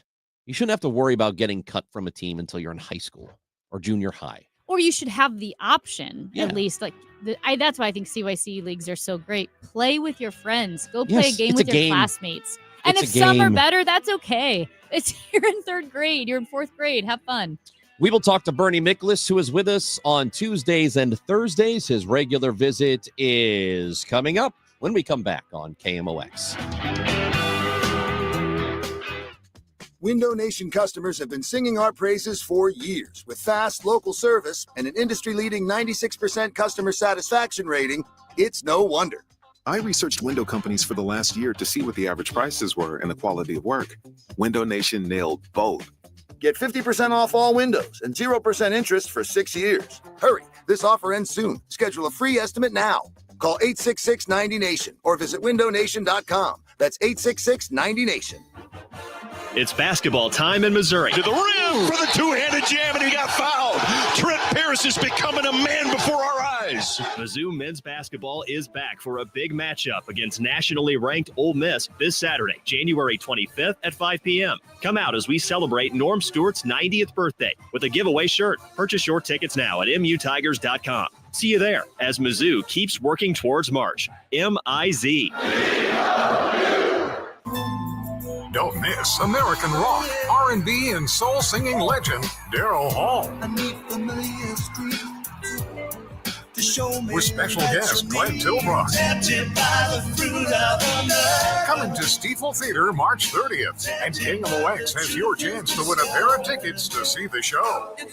Daryl Hall, Glenn Tilbrock, March 30th at Stiefel Theater. Register now on KMOX.com/contests for your chance to win. Are you looking for a place to call home without all the maintenance of a home? Check out the Towns of Linneman. New townhomes by Lombardo Homes, located in St. Peters. These luxury new construction townhomes are located on the south side of Route 36494, east of Harvester Road, and offer floor plans featuring 2 to 3 bedrooms, 2.5 baths, a loft, and 2-car attached garages. The multi-million-dollar amenity package includes a clubhouse, pool, pickleball courts, dog park, children's play area, and walking trails. Visit LombardoHomes.com for more information. At 11:30, we have cloudy skies, 28 degrees downtown at the Arch. I'm Megan Lynch. Members of the family who own OxyContin maker Purdue Pharma and the company itself have agreed to pay up to $7.4 billion in a new settlement. It's over lawsuits over the toll of the powerful prescription painkiller. The deal agreed to by Purdue Pharma, the Sackler family members who own the company, and lawyers representing state and local governments and thousands of victims of the opioid crisis, represents an increase of more than $1 billion over a previous settlement deal that was rejected last year by the U.S. Supreme Court. President Trump addressed the World Economic Forum in Davos, Switzerland today. As he was speaking, the White House confirmed he spoke yesterday with the Crown Prince of Saudi Arabia. Saudi Arabia will be investing at least $600 billion in America, but I'll be asking the Crown Prince, who's a fantastic guy, to round it out to around $1 trillion. I think they'll do that because we've been very good to them. And I'm also going to ask Saudi Arabia and OPEC to bring down the cost of oil. You got to bring it down. Trump's speech covered everything from tariffs to taxes, the environment to government regulation, and the war in Ukraine. We'll have more details for you coming up in the news at noon. The forecast for today, of course, temperatures dropping as we head throughout the day. We may see a high of around 28 degrees. Clear and frigid tonight with a low of 10, and then mostly sunny and cold tomorrow, a high 33. Right now, partly cloudy, 28 downtown at the Arch. I'm Megan Lynch, KMOX News. This report is sponsored by Metro Transit. Want to see how the Metrolink Green Line project, now underway, is built to connect job seekers in North and South St. Louis to our region's top job centers? Just go to MetrolinkGreenLine.com. The Dave Glover Show. Anytime you choose the DGS, you're choosing us over like 10,000 other things. It's challenging, free thinking, topical, and fun. But I think what's even more important is to stay real and to stay honest and relatable, because people go, I feel you. I understand. The Dave Glover Show. Real people having real conversations with each other. Weekdays beginning at 1 on News Radio 1120. KMOX. Broadcasting from the Underlying Tree Lawyers, GetJim.com studios. KMOX. If it's happening in sports, Bernie Nicholas talks about it. Monday and Friday on the Dave Glover Show on KMOX. Another one. Oh, great screen. He gets in deep. Kick out to Jimerson. Top of the key. Bang! Gibson Jimerson. Crowd's on fire.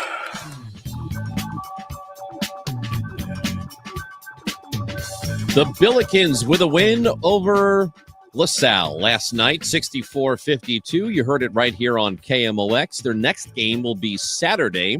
It is a 1 o'clock game. They will play against George Washington, not the president, but the university. They are taking on George Washington Bet they'd win. because he has passed away. The Bernie Miklasz Report is brought to you by Saliga Heating and Cooling, an American Standard heating and air conditioning dealer. We welcome in Bernie Miklasz, who is with us again. So the Bills got a win last night. So as you look at their season now, 12-7, they had a bit of a blip at the beginning of the year. They had some injuries to deal with. They're healthier now. How do you see the Bills in the way they've played? Well, you got to like the current trend. I mean, I know they had that really disappointing loss at Virginia Commonwealth where they got pounded pretty good. But other than that, I mean, they've been playing really well, and I think that they're moving up in terms of like KenPom ratings and net ratings. They're still not where they want to be, but I think the offense is better, especially since Avila got healthy with that ankle. But I think they're in Jimerson's is a great scorer, but I think they're starting to get more from other guys. And that's absolutely necessary. And I think that they're playing better defense. I think that route at VCU kind of shook them up. And I know coach got into them pretty good after that. So they responded well. And that's what you want to see. That's exactly what you want to see. Bernie, as we get nearer to tournament time, what is the real SLU team or the SLU team's potential with the route at VCU, still top of mind going? Is that what will happen against teams like that? Well, it's they're doing well. What is it? They've won 1, 2, 3, 4, 5, 6. Just want to make sure of myself. 6 out of their last 7. But the thing of it is, if you look at, it's going to come down. I think we talked about this before. If you look at their strength of schedule, it's not on their side. It's not something where they played a lot of great teams where their power ranking, I'm talking about SLU, would go up. So there's a very thin line. They can't afford to screw a lot of things up, but hardly screw anything up. I mean, they can't afford to lose to teams on their schedule in the conference that they should beat. They just can't do it. I mean, it's really, really a thin line. I mean, they can get into the tournament just by winning the conference championship, but the at-large bid, I think, is going to be pretty tough for them unless I'm not going to say, sweep the board, because, some losses are inevitable, but I hate to be redundant, they just simply cannot lose to teams they should beat, because that's just going to do a lot of damage to them. Bernie, it will shift over to the Blues here, who tonight will host the Golden Knights. It is a 7:00 puck drop at Enterprise Center. Has anything changed with you in the way you have seen them since they had, they changed coaches? Jim Montgomery's in. He's been here for several weeks now. Is there a different feel to Blues hockey for you over those last several weeks? Oh, there's no doubt about it. They are a much different team in so many ways since he took over. Now, listen, there've been clunkers in there, so we're not saying that everything's beautiful, but compared to what they were, there's been a dramatic improvement, and they continued to do stuff that they weren't doing before. I mean, their goal prevention is much, much better. Their offense, even all the scrutiny that it gets in the media with fans, their offense is still solidly improved since he took over. It's across the board, and I'm trying to pull up something here, so I apologize to you here for that. When you look at, and I'm going to find this out right now, sorry. When you look at their, I think 5-on-5 is the basis of every. It's the strongest thing about hockey. You got to be good at 5-on-5. Since he took over, and this is what I was just looking at. See, I'm quick. I can multitask. You're very good. Yeah. The Blues have the highest percentage of goals in the league since Jim Montgomery took over in terms of goals scored at 5-on-5 compared to their opponents. They've scored 59% of the goals at 5-on-5 since he took over. That is a dramatic change from where it was. For example, when Drew Bennett was the coach, first 22 games, the Blues were scoring about 42% of the goals at 5-on-5. Now, since the coaching change, they're scoring 59% of the goals. That is dramatic improvement. And if you look at some other things, again, I know that it would be nice for them to win 3 in a row. They have failed to stretch out some winning streaks when they win 2 in a row. That part of it is disappointing. But, the bottom line here is before he took over, the Blues were 26th in the league in terms of their points percentage. And since he's taken over, they're 10th. So they've gone from 26th to 10th. And that means something because they played 22 games under Bannister. They've now played 26 games under Montgomery. And the improvement is across the board, really strong. The only disappointment so far for me is that the special teams can be better. The last time I checked, and I didn't check after the Vegas game, but the Blues are at a deficit on the special team since he took over. It's a little better, but the other team has scored more power play goals against the Blues than the Blues have scored against the other team.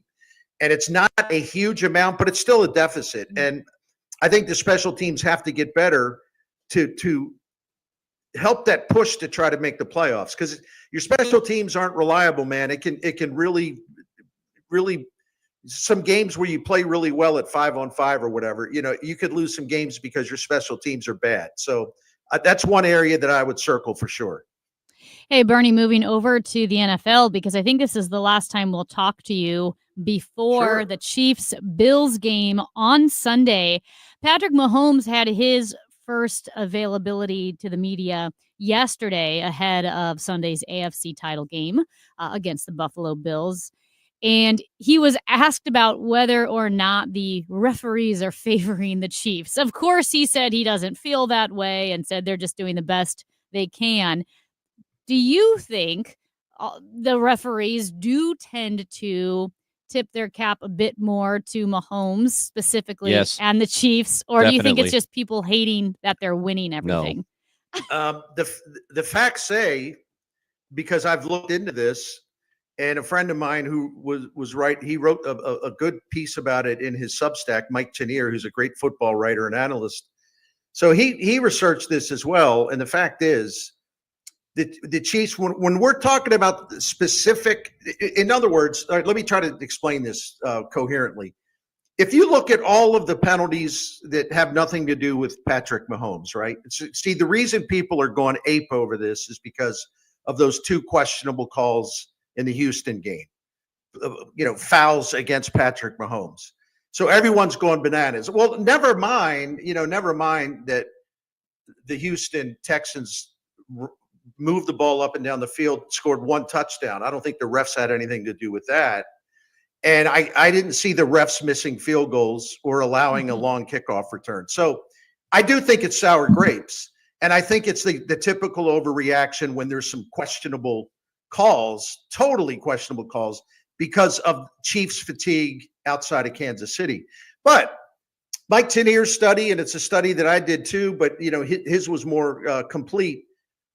When it comes to penalties that have nothing to do with quarterbacks, with roughing Mahomes and personal foul, whatever, the Chiefs are actually below average in terms of like the penalty differential. Like, in other words, they have had more called against them than the other team. And I thought, well, but what about the stuff that's gotten everyone going bananas? The stuff with Mahomes getting hit twice and flags thrown the other day. This season, the Chiefs, in terms of, roughing the passer, personal foul penalties against quarterbacks, the Chiefs are like in the middle of the pack. There is nothing there. There's no there. So I don't know how a team can be in the middle of the pack with these kind of penalties. How is that an advantage? How is this some kind of bias built in? They're in the middle of the pack, So I don't get it. I get why people want to see the Chiefs lose, and I get why they want to find any excuse to say, well, it's rigged. That's basically what you're saying. It's just simply not supported by the facts. But this is America. Facts don't matter as much as they used to. Well, you're darn right. America. It's rigged. I've seen it.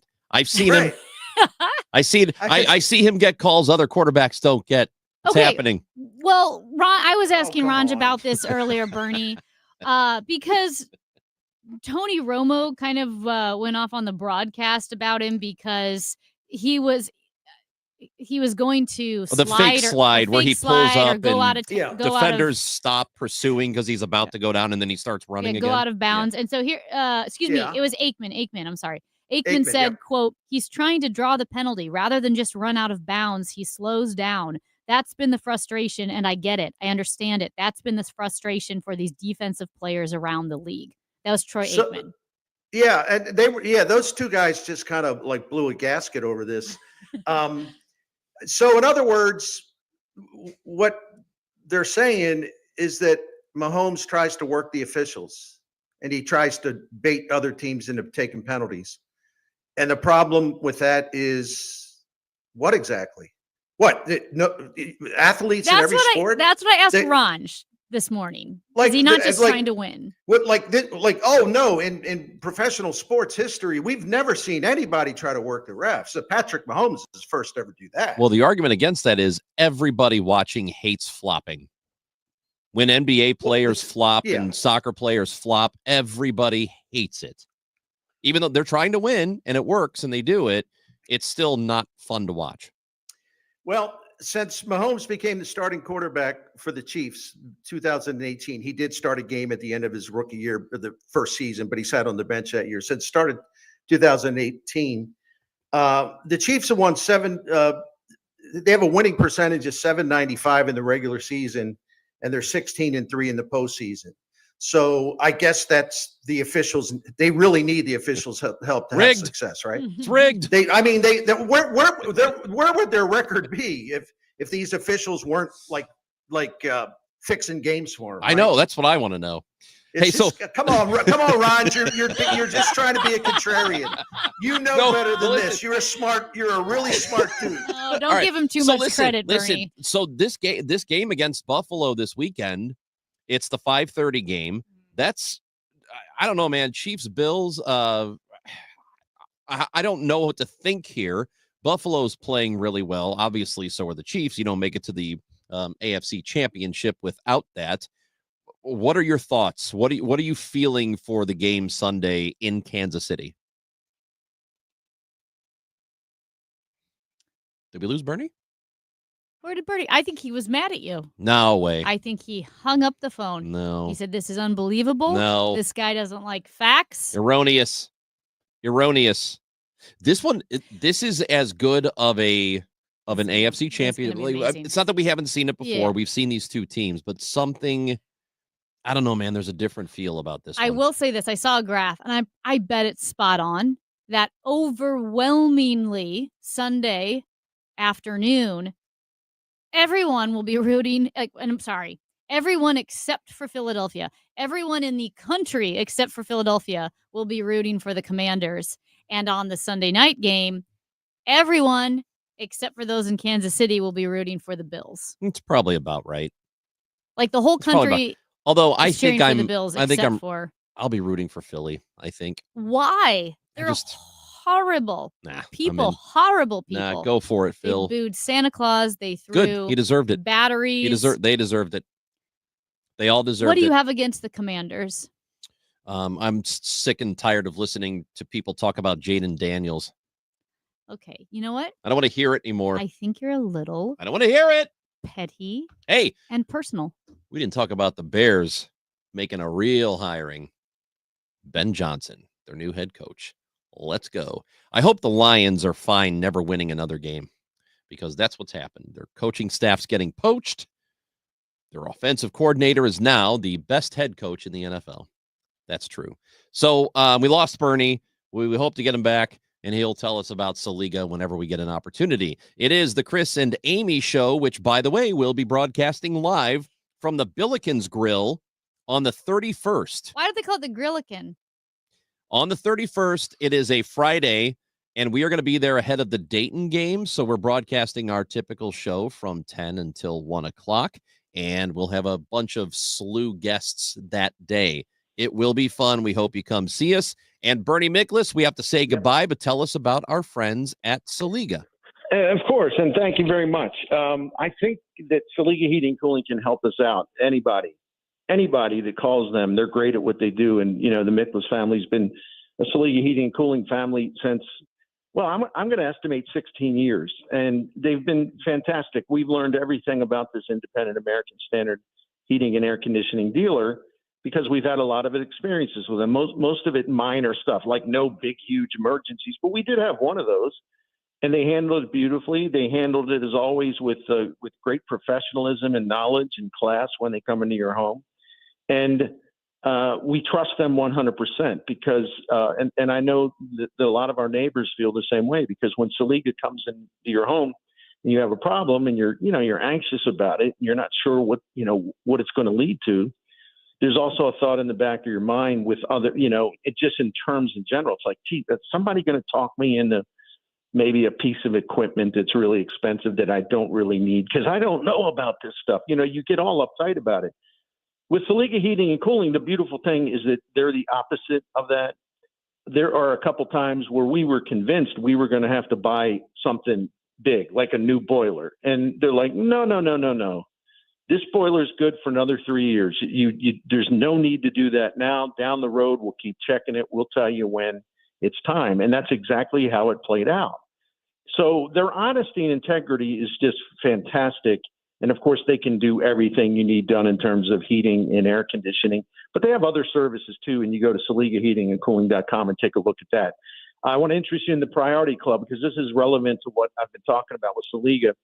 We're members of the Priority Club, and it's a maintenance plan. We have found it's really saved us a lot of money. It also gives us peace of mind because preventative maintenance does ensure your safety. It does give you the peace of mind. You know that everything's working great.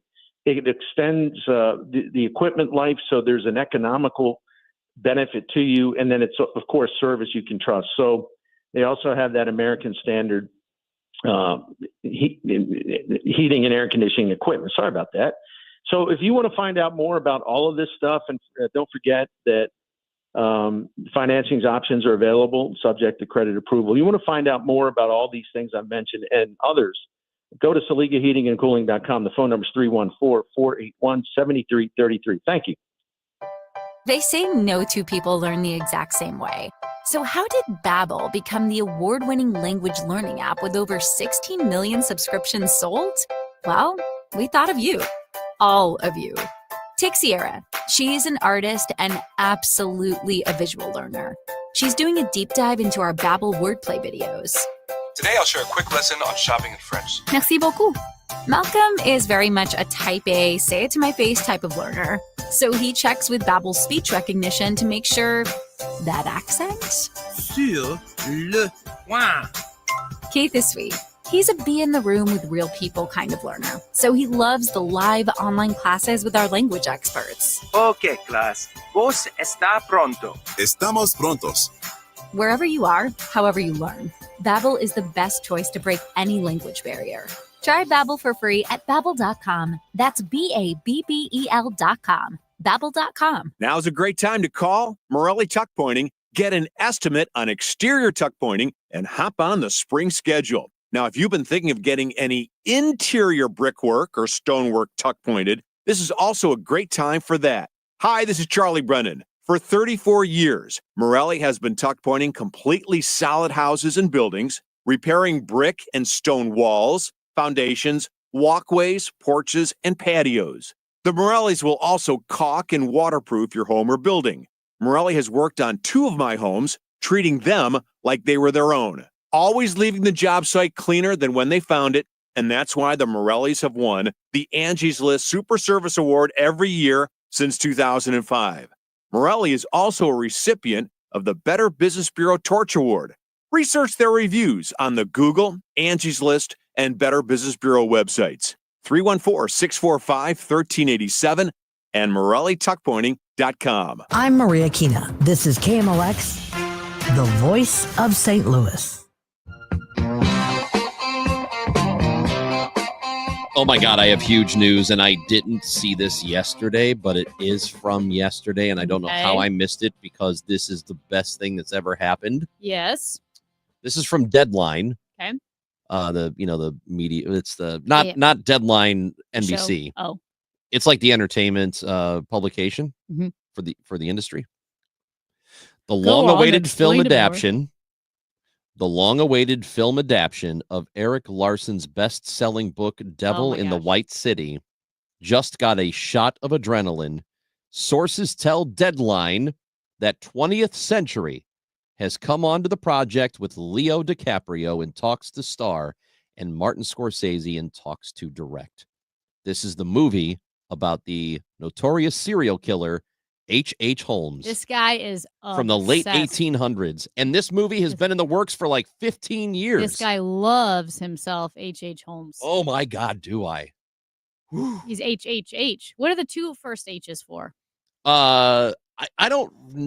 It's okay. His real name was like Harry Mudgett or something, or Henry Mudgett. It was Harry or Herman Webster Mudgett. Herman Webster Mudgett. Yep. And did he change it?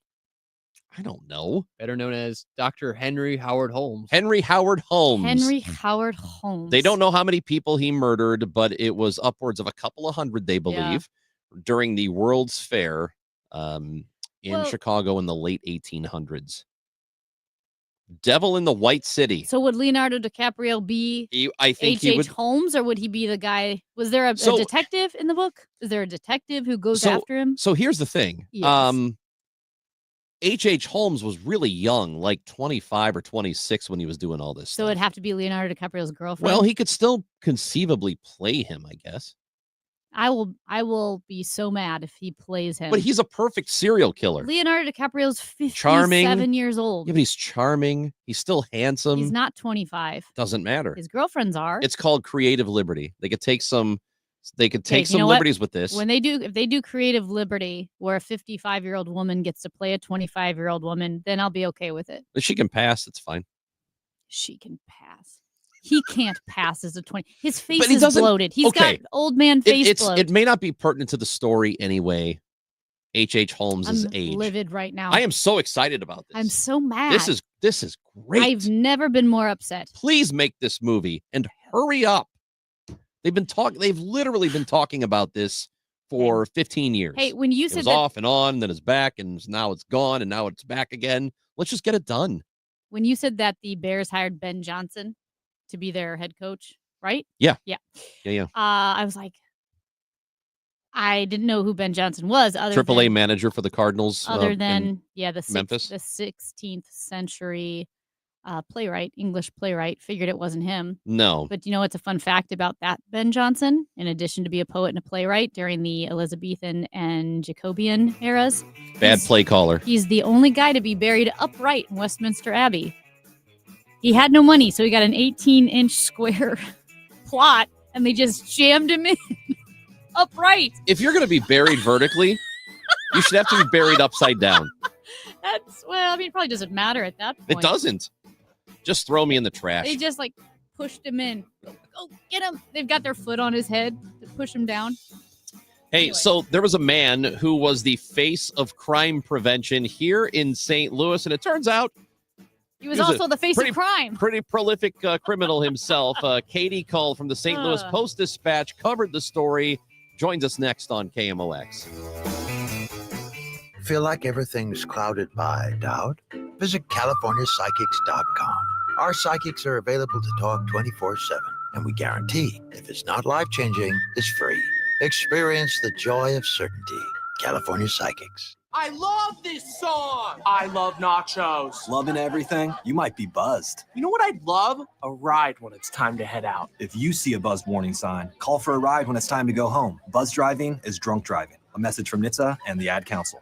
I had the worst dream last night. You were in a car crash and the kids and I were on our own. We had to move out of the house because I couldn't afford it anymore. That's awful, hon. My brother was saying he got life insurance from Ethos. With Ethos, it only took 10 minutes and he got $2 million in coverage for around $2 a day. It's all online. No medical exam. He just answered a few health questions right from his house. Ethos, here we come. Visit getethos.com. That's getethos.com. Sample rate is a 10-year term life policy for 35-year-old healthy, non-smoking male. Billed monthly. Success is picking up extra shifts for your family. Now you want to be the boss. Success is getting your foot in the door. Now you want to take the next step. Success looks different to everyone, and University of Maryland Global Campus can help you reach your goals. And there's never been a better time to get started on your future. Apply by February 12th and save with no application fee. As an accredited state university, UMGC has been transforming lives for over 75 years. With more than 135 undergraduate and graduate degrees and certificates, online and hybrid courses, personalized support, financial resources, and lifetime career services, achieving your dreams is more possible than ever before. Choose the program that's right for your career goals and get started on your next success. Get your application fee waived through February 12th. Learn more at umgc.edu. Certified to operate in Virginia by Chev. KMOX, KECK HD2, K254CR, St. Louis. The home of the Cardinals, KMOX. Always live on the free Odyssey app. When you're hiring, have you ever felt like you're missing out on meeting truly great candidates for your roles? It seems impossible to find them, but they have to be out there somewhere, right? Well, they're not hard to find when you know where to go, and that place is ZipRecruiter. And right now, you can try ZipRecruiter for free at ZipRecruiter.com/radio.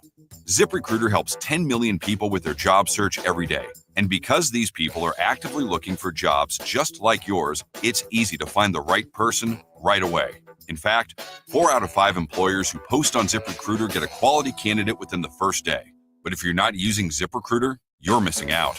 So see what it's like when the impossible is easy. When you go to ZipRecruiter.com/radio right now to try ZipRecruiter for free. Once again, that's ZipRecruiter.com/radio. ZipRecruiter.com/radio. Never miss out on great candidates with ZipRecruiter. At 12 o'clock, we have sunny skies, 27 degrees downtown at the Arch. I'm Megan Lynch. The news is sponsored by Michael's Flooring Outlet, the flooring experts, michaelsflooringoutlet.com. President Trump spoke virtually today to world business leaders gathered in Davos, Switzerland. Here's CBS News correspondent Cammie McCormick. Tops on the minds of those gathered in Davos, Trump's threatened tariffs. Trump's message to global businesses, he will lower their taxes if they produce goods here. But if you don't make your product in America, which is your prerogative, then very simply you will have to pay a tariff. He said that money will go into the U.S. Treasury to strengthen the U.S. economy and bring down debt. Former Missouri U.S. Senator Jim Talent believes President Trump's executive order ending birthright citizenship will go to the U.S. Supreme Court. And I have always believed that it never made any sense for us to do what I don't think any other country does, which is to say the mere fact that you were born here, even if your parents were not legally here, confers citizenship upon you. Speaking on our sister station, KFTK, Talent says he can't anticipate how the courts will rule. A Republican lawmaker has introduced the Birthright Citizenship Act. Here's CBS's Stacey Lynn. The bill says children born in the United States will only get automatic citizenship if a parent is a U.S. citizen or national, or a lawful permanent resident, or serving in the military. This is about ensuring the citizenship, a cornerstone of our national identity. It is protected, respected, and aligned with the principles upon which this country was built. Congressman Brian Babin. President Trump has made it clear that restoring fairness to our immigration system and defending the true intent of the 14th Amendment are central to his vision of making America great again. Stacey Lynn, CBS News, Washington. The Trump administration taking steps to dismantle DEI at the federal level. The policy remains popular with many workers and top companies. That's according to Alan Schweier, a researcher at the Conference Board who recently surveyed corporate executives about diversity programs. 80% said they were keeping them the same or scaling them up despite the backlash. Companies that remain committed to DEI include JP Morgan, Costco, Apple, and Microsoft. Some of the major firms to roll back those policies are Ford, Lowe's, and McDonald's. Police have released photos of a suspect wanted for the murder of the Collinsville woman killed while warming up her car Tuesday morning. The woman is identified as 32-year-old Portia Rowland, who lived on Olive Street just south of Woodland Park. The photos show a man in a hoodie possibly holding a pistol. 30 investigators with the Major Case Squad are working the case, and you can see photos now of that suspect at KMOX.com. From the KMOX business desk, the St. Louis Battlehawks season will include elevated technology this year, elevated as in Google Cloud. The company has signed a deal with the United Football League to boost business and football analytics. Google Cloud's Albert Lai tells KMOX that means fans and players. Enhancing the fan experience, right, as they are planning or experiencing a game or a match, or helping the teams and the athletes themselves understand their performance, optimizing health, nutrition, their ability to be excellent at their game. The Battlehawks kick off their season March 28th in Houston. The Dow from Stifel this hour up 339 points at 44,496. The S&P 500 up 12 points at 6,098. A breeze from the northwest and 32 for the high today, with a little more in the way of sunshine as we go through our Thursday afternoon. Clear skies, very cold tonight, down to 9 degrees, a fast temperature drop. Friday, sunny and 35. Friday night, partly cloudy, 24. Saturday, still looking like the warmest day of the week by far. Partly sunny skies Saturday, upper 40s, low 50s. Sunday, clouds and 40. I'm meteorologist Dave Murray for the Voice of St. Louis, KMOX. Weather sponsored by Jerry Kelly Heating and Air Conditioning. We have sunny skies, 27 degrees now downtown at the Arch. I'm Megan Lynch, KMOX News. Furnace funky? Then make one call. And Jerry Kelly will be there the very next day. Call anytime, 8 to 8, 8 days a week. And Jerry Kelly will fix your furnace or install a new one the very next day. JerryKelly.com. The voice of St. Louis. News that matters to you. KMOX.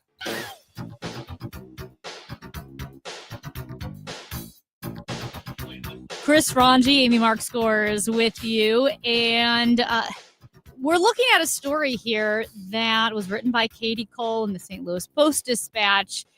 And I couldn't believe it as I was reading it. A man who was a face of crime prevention, a spokesperson and a crime interrupter for the program Cure Violence, himself has been arrested for working with a multi-state drug dealer.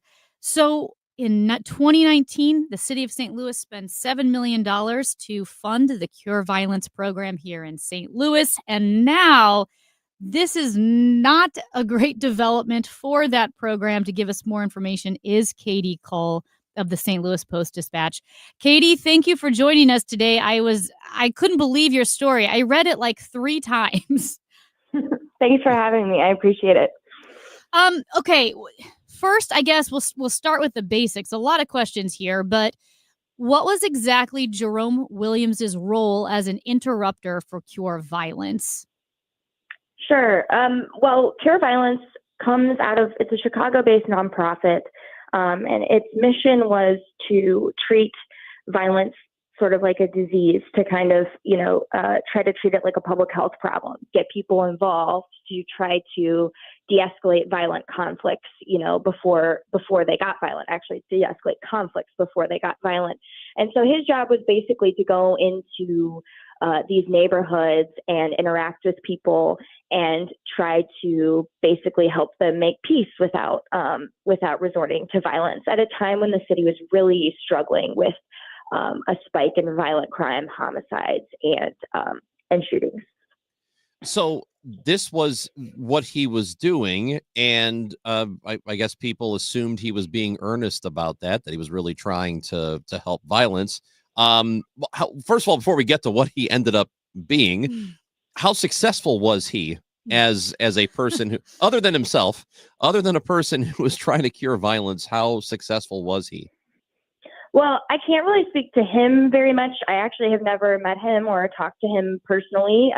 All of my understanding of this is reading our previous coverage, but certainly in the first couple years after the program began in St. Louis, a criminologist from UMSL did an analysis and basically found that while crime was decreasing citywide, it did not decrease more in neighborhoods where Cure Violence was set up. So there was some question about whether that program as a whole was actually working. I think the argument in favor of it was that having these people in these neighborhoods was helpful because, it showed that there was investment and people cared, but the numbers didn't necessarily change, I guess. Yeah, I think that was Rick Rosenfeld, I believe at UMSL, who worked also with Thomas Abt, formerly of Harvard, now with the Council on Criminal Justice. And I know Thomas Abt, in his book, Bleeding Out, about urban violence, said that Cure Violence had mixed results. It was not like a necessarily tried and true. So Jerome Williams now has been arrested because they were able to find out he was helping out a multi-state drug dealer. What was he doing with this drug dealer? And again, at the same time that he was working for Cure Violence, what was his role? So he was released from prison, I believe in either 2020 or 2021. He had been serving time for a fatal kidnapping in the St. Louis region, and along with a couple of other charges, I believe. And he met a man named Ray Bradley, who was a drug dealer who was operating out of many different states, including Washington, out in Seattle. And so he met Ray Bradley, and he also met a man named Morion Lindsay while they were in federal prison. And then when he was released, when Williams was released, Bradley got in touch with him and basically said, "Hey, I would like to set up shop in St. Louis. Can you help me with that?" So Ray Bradley flies down to St. Louis and meets with Williams, who kind of agrees to be his sort of liaison in the region, or at least one of them. And I will say that all of this information I'm relaying to you right now came from testimony from Williams himself in court last week as part of a trial for Morion Lindsay, who was accused of being the trigger man in what eventually transpired. So, yeah, it was a murder for hire plot, and that person was just sentenced. So how does he go from, doing what he was doing, supposedly trying to help violence, to deciding, you know what, this might be a good gateway for me to be a criminal myself? Does he give any explanation as to how this happened or why it happened, or if that was just his original intent anyway? No, not necessarily. And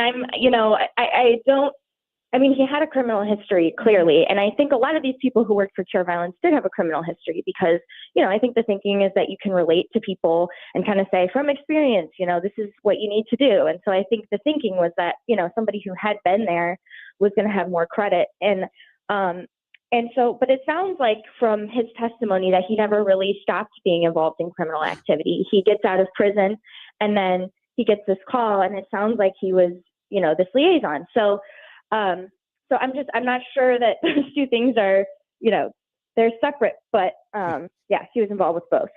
Yeah. And it looks like too that he got out of prison, and just looking at the timeline here of, the FBI starting to look into his case, it's a couple of years ago, correct?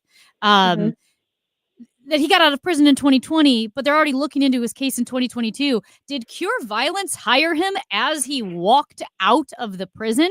Because I get that you can hire people who they say you don't have involvement with the justice system, so they understand it.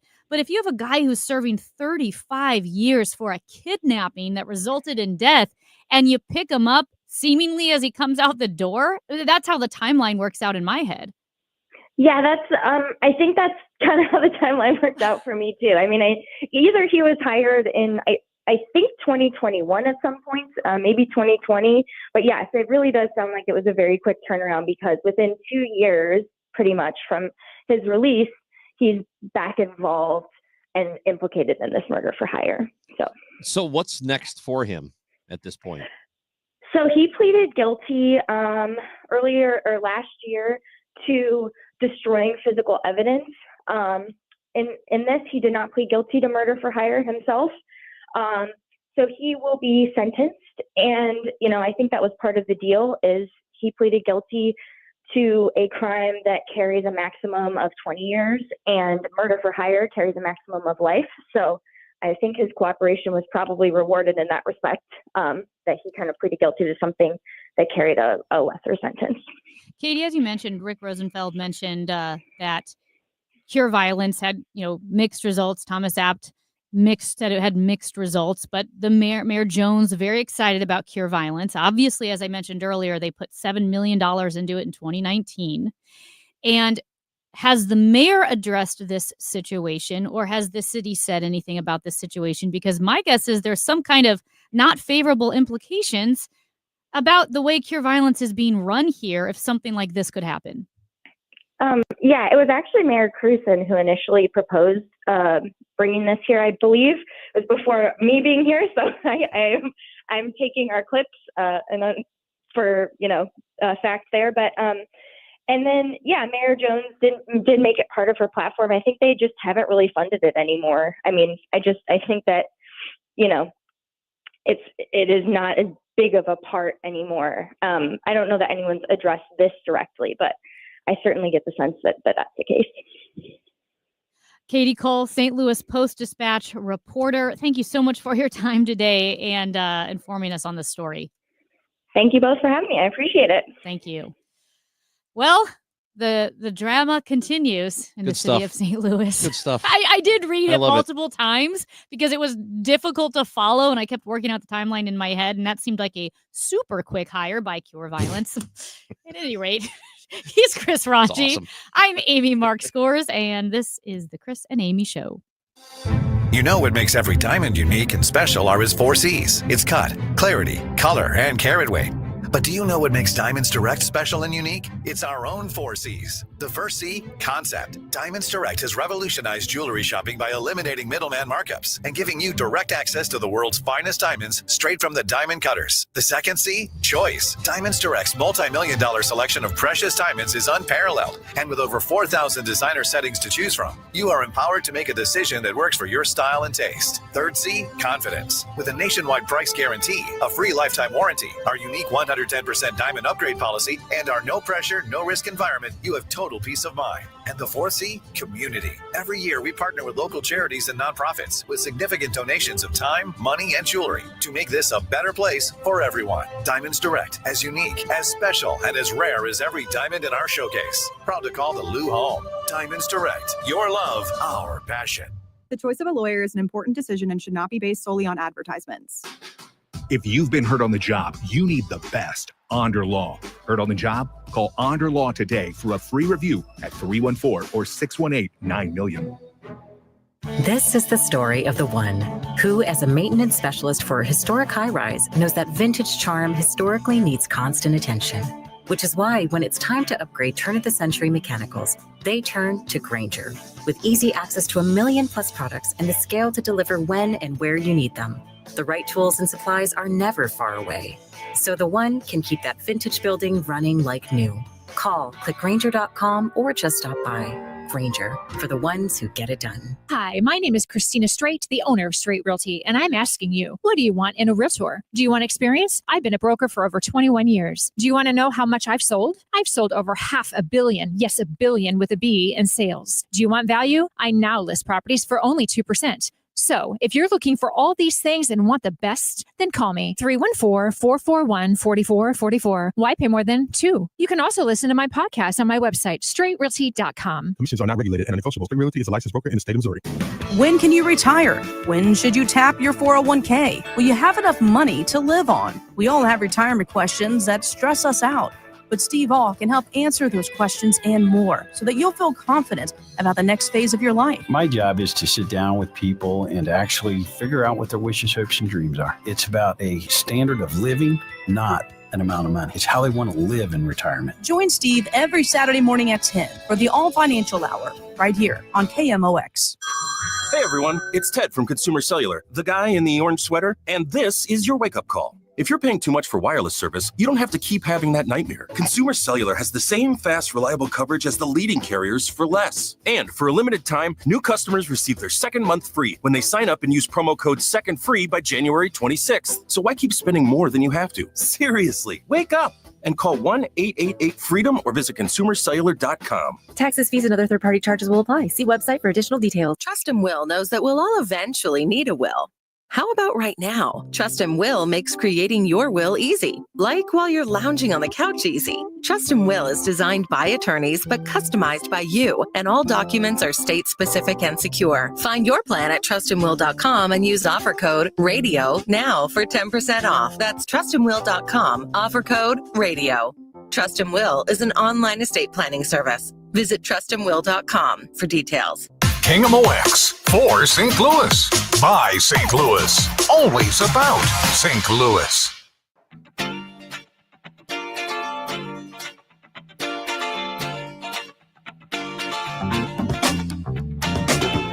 Amy, you got 400 mil laying around? I do. What do you need it for? You can help me out of a jam. Okay. Actually, no, not me. I'm sorry. This is somebody else. You know, the owners of, I don't know why I'm laughing. This isn't funny.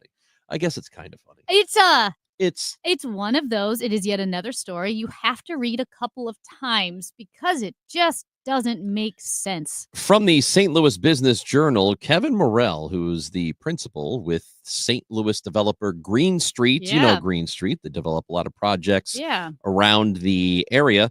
They have filed Chapter 7 because they are over $400 million in debt with over 60 debtors that they have to answer to.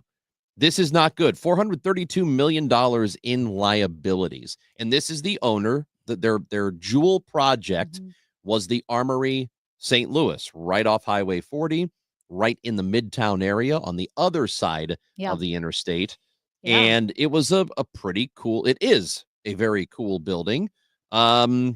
Apparently just a lot of debt. So yeah, $432.2 million in debt to 63 creditors, which I don't know how many creditors a development company has. Probably a few, I would think. Maybe a lot. 63 seems like an awful lot. Did they not know? Did these creditors get to look at Green Street's history? Because if you're like the 61st creditor, you might want to make a phone The call or two. 61st. Like, wait a minute, you got how many? You got how many what? Are you sure you're paying all of them? Well, Is it normal to have 60? Do you need 61 creditors? Okay, I'll do it. this is a considerable amount of money, sir. I mean, again, people, that's not how that works. Okay, maybe it's not. I don't think I could have 63 credit cards because every you time you try to, get a new credit card, they run your credit. No, you're right. This is more complicated than most people would understand, including us. We're stupid. We don't know anything. I don't think we're stupid. I think he is stupid to have $432 million in debt. I'm not $400 million in debt, stupid. Well, no, but I think the point is that it just feels like when you see stuff like this, Mhm. an average person could never, and I don't mean rack up $400 million in debt. My guess is this guy will come out on the other end of this personally fine. He's not going to be destitute as a result of whatever he's done wrong or whatever he's mismanaged or mishandled. But the rest of us who are just average people getting by, if you racked up debt like this, it could be crippling to you personally. So I think it's frustrating to see a story like this and wonder what in the hell this person did or his company did to get to the level they're at and the point they're at where they have to end up laying people off who work for them, who counted on those jobs. Well, here's interesting too, because as you mentioned, he has $432.2 million in debts. He has $5.5 million of assets, which doesn't even out. No. It doesn't even out to have $5.5 million of assets. This is according to the filing. The filing also lists personal financial details, such as Morel has $90,000 in credit card debt, and this one, $48,000 in monthly expenses, including $5,100 for entertainment. $48,000 is a lot of monthly expenses. You got to be going to the club a lot on the weekends. So- Bottle service, a lot. So Phil Hulse, or Hulsey, I think Hulse, he's the founder of Green Street. He said Morel's bankruptcy won't affect the company or its business relationships. He said, Hulse says Green Street has no intention of filing for bankruptcy. Okay. So, I mean, I think this is what I'm talking about because Green Street laid off a bunch of people back in 2023 because they were already starting to have some financial issues. This is kind of what I'm talking about, where the frustration comes from, because the average person sees a businessman, a business person run into this kind of financial trouble and we all know full well that he's going to come out on the other end of this probably fine, probably still with a lot of cash in his own pocket. He'll be fine. He's going to be fine. There are things that he can do to get around having to really personally pay for this. It's not like he's going to have to change his lifestyle entirely. And that's what's frustrating for me as an average person and anybody who's paid attention to this story. And I imagine most of St. Louis has not. They may not even be aware of it, but it's just an example of, in my opinion, somebody who is going to come out on the other end of this perfectly fine, even though they may have made some really bad decisions, cost people money, cost people jobs, but they'll be okay. Whereas if it were you or me, we're going to have to pay for it. Personally have to pay for it. Yeah, I mean, to be honest, it's a bit confusing about how Morel is filing bankruptcy. He's the Green Street principal, but then the founder of Green Street said that Phil Hulse, that their bankruptcy of Morel will not affect them. Green Street has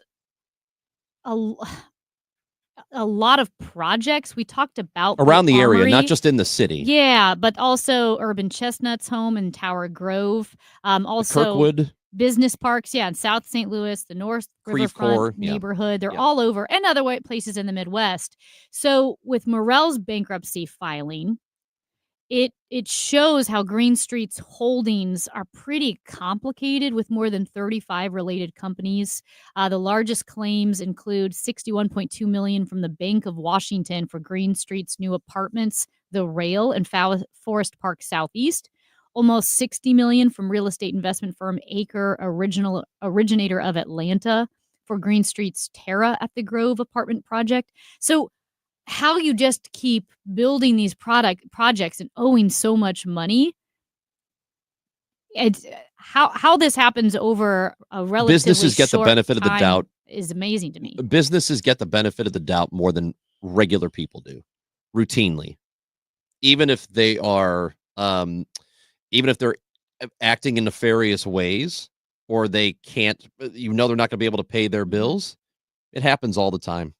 It's just it's frustrating. I think stuff like this is frustrating. And I get it. I get to a point, like businesses, right? They have to operate differently, and To a lot of a point. And a lot of times their ventures are helping people, and you have to support those ventures because it can end up hurting other people. Like But, this one. Yeah, I mean, if Green Street itself stays in business, because as you mentioned, there were those who were laid off. There are other projects, imagining that will continue Hope so. to go because of the apartment buildings. We need to follow up, find out what's going to happen to those apartment projects. I do know this. You and I, we just need more holdings. We don't have enough holdings. Is my Subaru a holding? I don't think so. Just a car. I think it's just a I car. have 0 holdings. I don't have enough holdings. Yeah.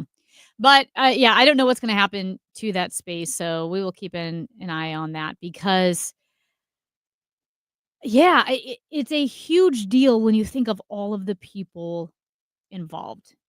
And now the Armory is a big dead space. And I feel like St. Louis needs to keep moving away from the big dead spaces, like the AT&T Got too many dead building. spaces. And there's a lot of good stuff that's going on in Midtown.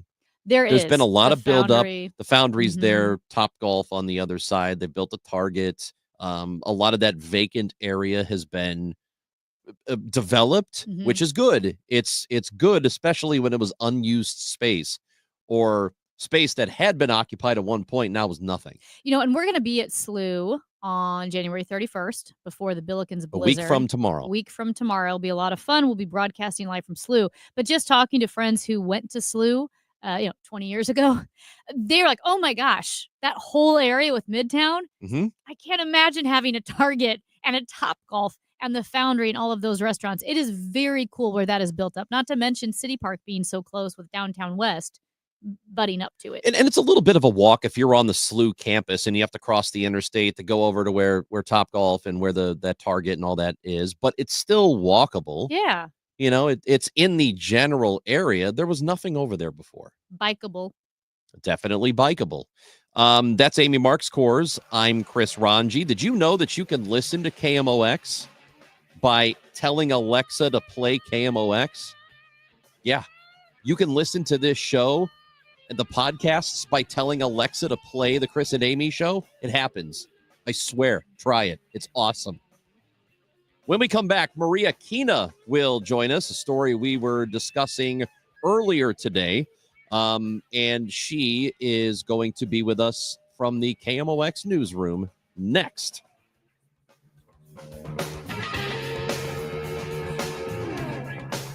Broadcasting from the Under-Law Injury Lawyers, GetJim.com studios. KMOX. This is the story of the one who, as a maintenance specialist for a historic high-rise, knows that vintage charm historically needs constant attention. Which is why when it's time to upgrade turn-of-the-century mechanicals, they turn to Grainger. With easy access to 1 million+ products and the scale to deliver when and where you need them. The right tools and supplies are never far away. So the one can keep that vintage building running like new. Call, click Grainger.com, or just stop by. Grainger, for the ones who get it done. I'm Kareem Abdul-Jabbar. I learned about atrial fibrillation the hard way. My symptoms would come and go. Shortness of breath, fatigue. I kept going. Then I got so lightheaded, I couldn't. My doctor said I have AFib, so I'm about 5 times more likely to have a stroke. Other symptoms, irregular heartbeat, heart racing, chest pain can come and go, but the risk of stroke stays. If you have symptoms, tell a doctor. Visit notimetowait.com. Sponsored by Bristol-Myers Squibb and Pfizer. Taxes was not knowing your full financial picture. Now Taxes is getting and maximizing your refund all in one place. Credit Karma, where a TurboTax expert can do your taxes for you. They'll get you the most money back, guaranteed. Then you can do more with all that money, all in Credit Karma. Now this is Taxes. Intuit Credit Karma with TurboTax. Get started today. See guarantee details at turbotax.com/guarantees. Experts only available with TurboTax Live. At 12:30, we have sunny skies, 27 degrees downtown at the Arch. I'm Megan Lynch. A St. Louis area museum and police want your help in a case of vandalism. The National Museum of Transportation says January 10th at 6 a.m., vandals painted graffiti on 2 historic trolleys.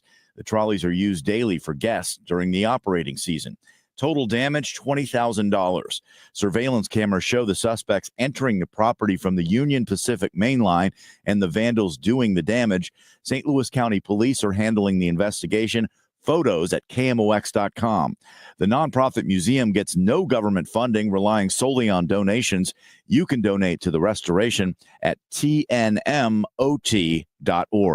Scott Jagow, KMOX News. Weather now, sponsored by Financial and Tax Strategies. We're expecting sunny skies for the rest of the day with a high of 28 degrees. Clear and cold tonight, a low of 10, and mostly sunny and cold tomorrow with a high of 33. Right now, sunshine 27 downtown at the Arch. I'm Megan Lynch, KMOX News. It's never too early to start thinking about your retirement journey, and it's never too late either. You just need to know that the steps may look a little different. Listen to Wealth and Wisdom with Gary Goldberg, Saturday mornings at 7 here on KMOX.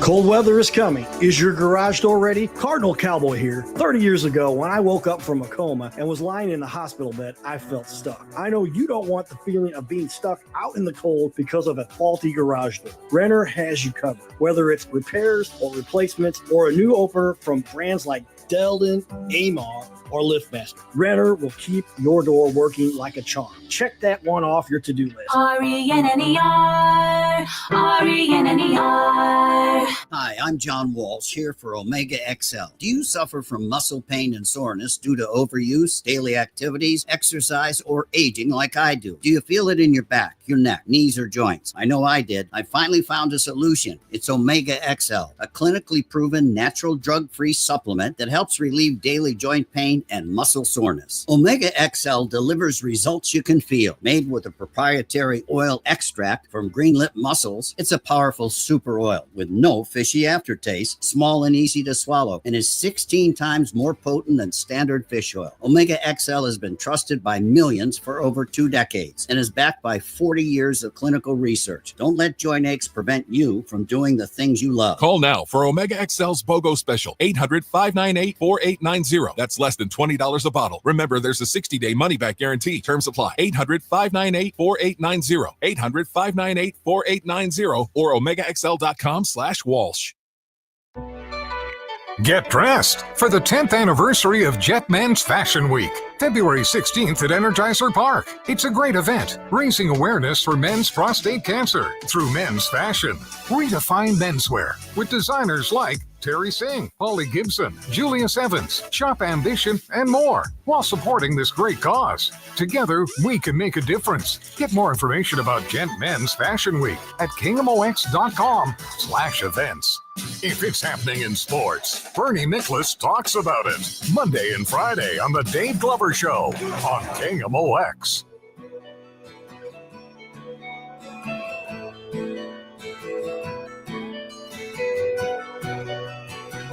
Well, I was listening to Total Information AM this morning, and I heard the dulcet tones of Maria Kina. That's the show on before us. It is the show that's on before us. It's the show to which I wake up every single morning. And I heard yet again in the news the Westlake landfill, the Bridgeton landfill, and radioactive contamination. And I wanted to know exactly what the update is now with that situation. And so we have joining us now, KMOX reporter Maria Kina. Maria? Thank you for joining us. Thank you for having me.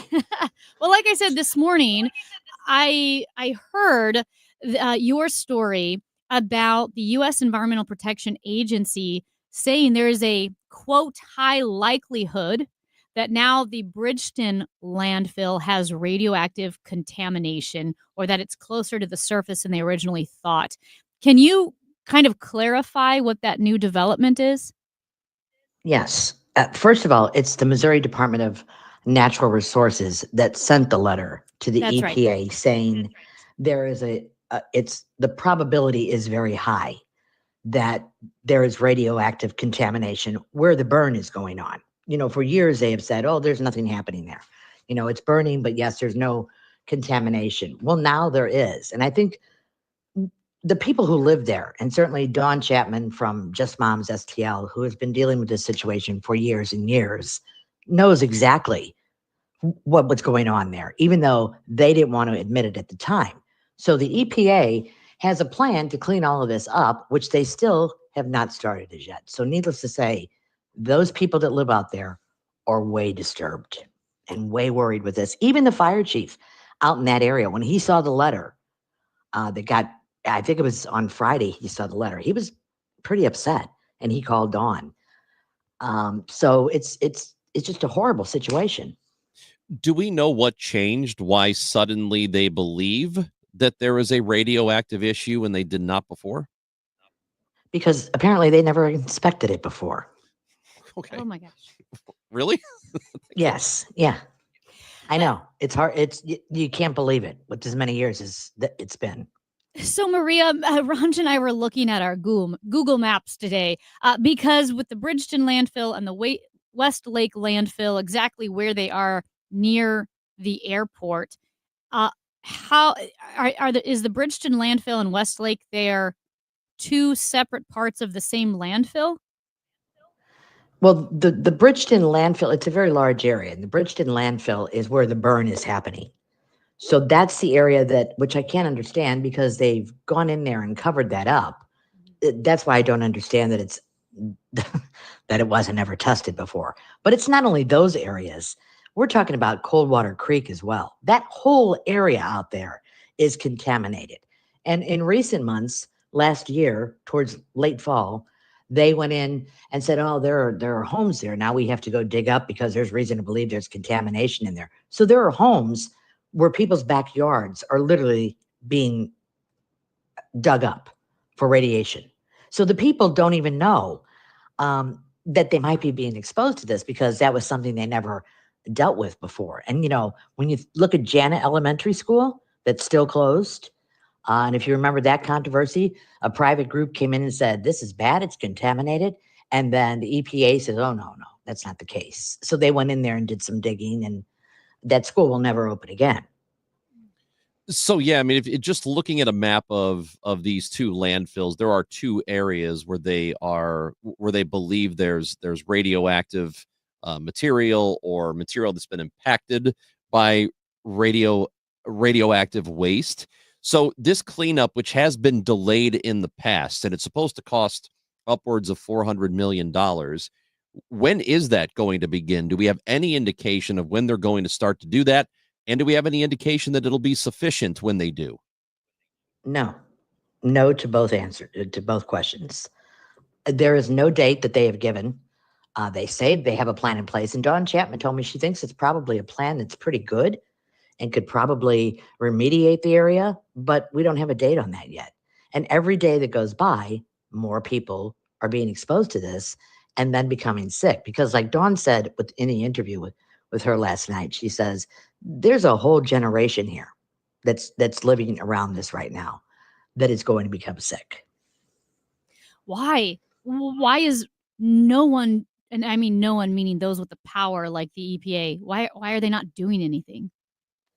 I don't understand about the EPA. I mean, that's their job to make sure that people are safe.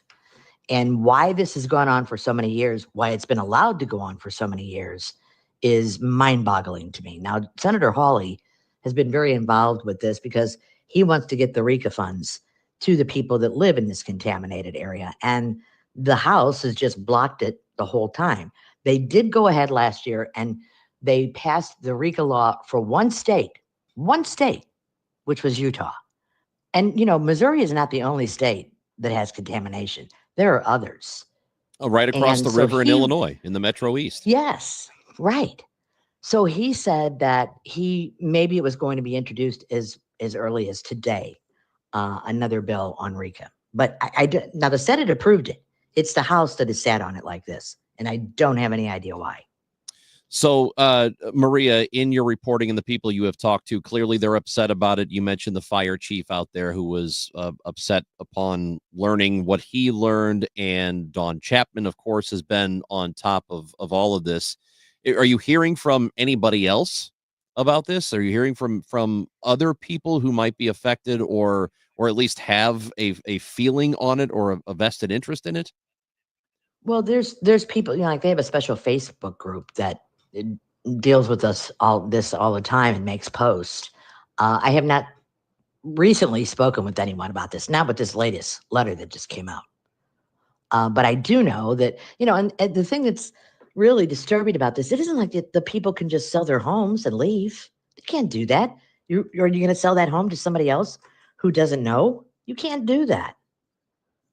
So I don't know what the answer is here if they don't get in there and start cleaning this up. I mean, the very fact that it's burning, that kind of tells you something. Yeah. Something's not right.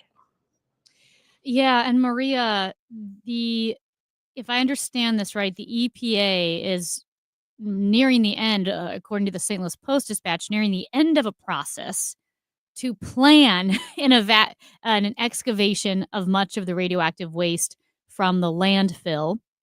Meanwhile, the U.S. Army Corps of Engineers is overseeing the cleanup of Coldwater Creek.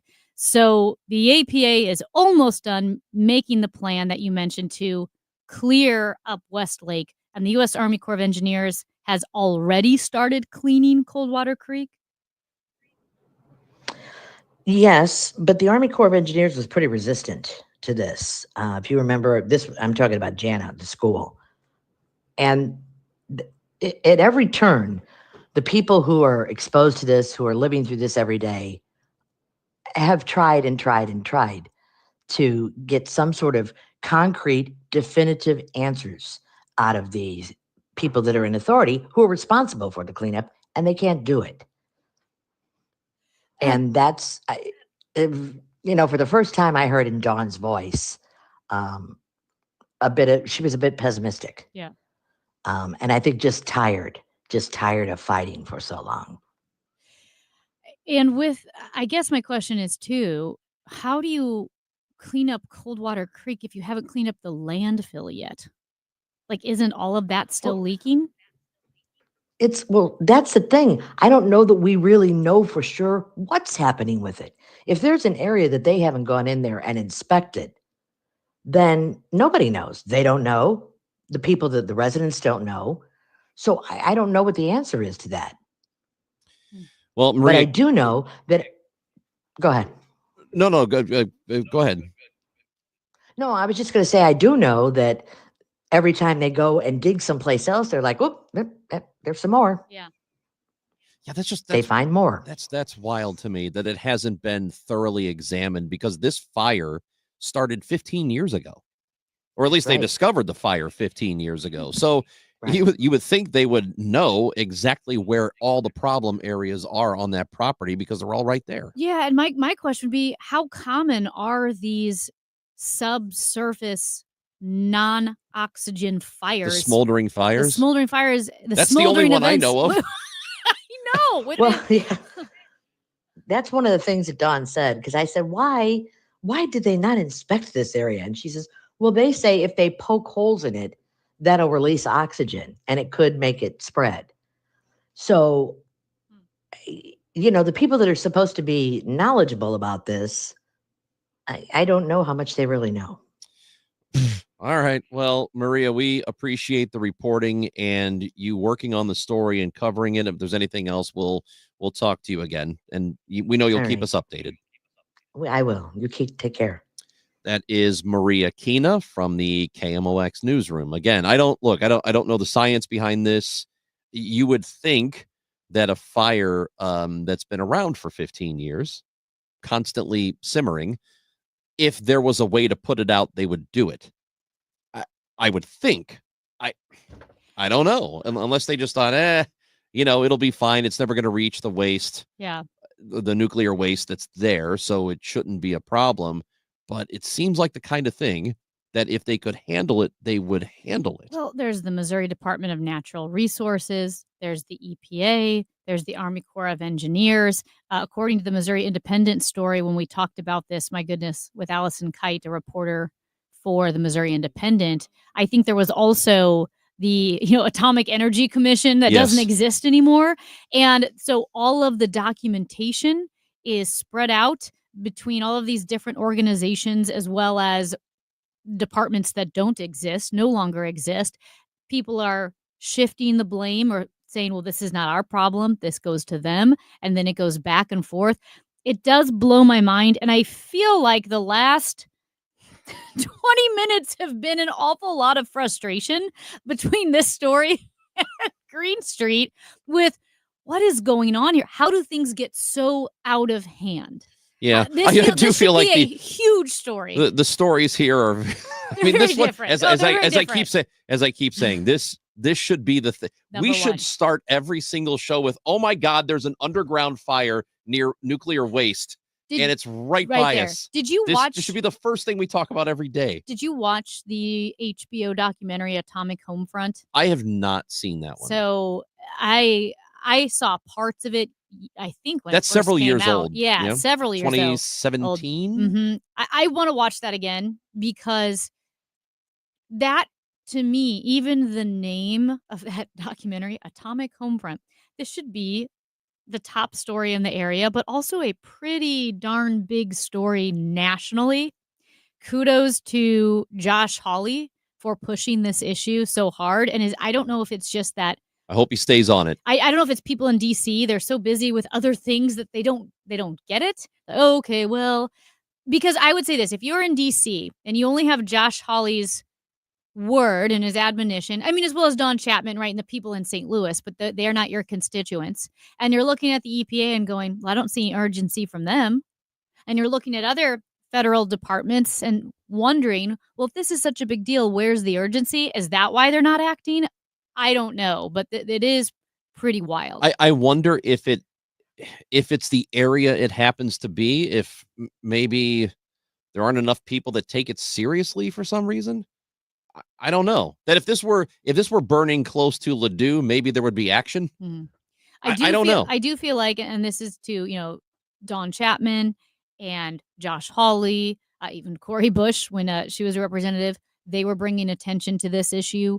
And I feel like it is gaining some momentum. It went from 0 to some. That's Amy Marks-Kors. I'm Chris Ranji. Of course, KMOX will continue to cover this story. We will as well.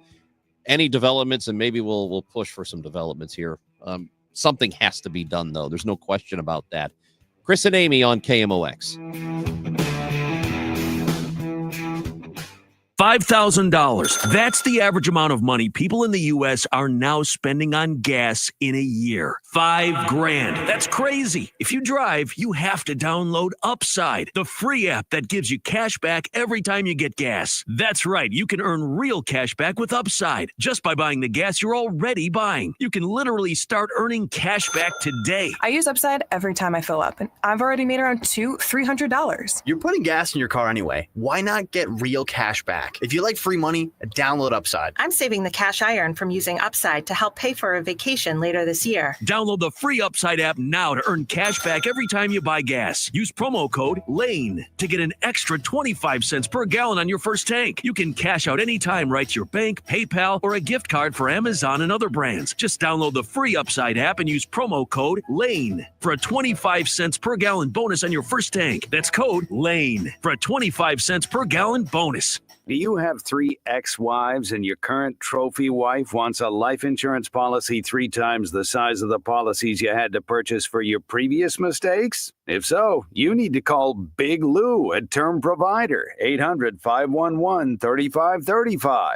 Big Lou is intimately familiar with your problems, and if you're 50 or 60 years old and in reasonably good health, a $1 million policy should only cost about $100 to $200 per month. Big Lou may have a solution for your previous policies as well. You may even save enough money to lighten the load on your new $1 million policy. Remember, call Big Lou. He's like you, except he's only on number 2. Call Term Provider, 800-511-3535. That's 800-511-3535. For $1 million in term life insurance that you can live with, call Big Lou at 800-511-3535.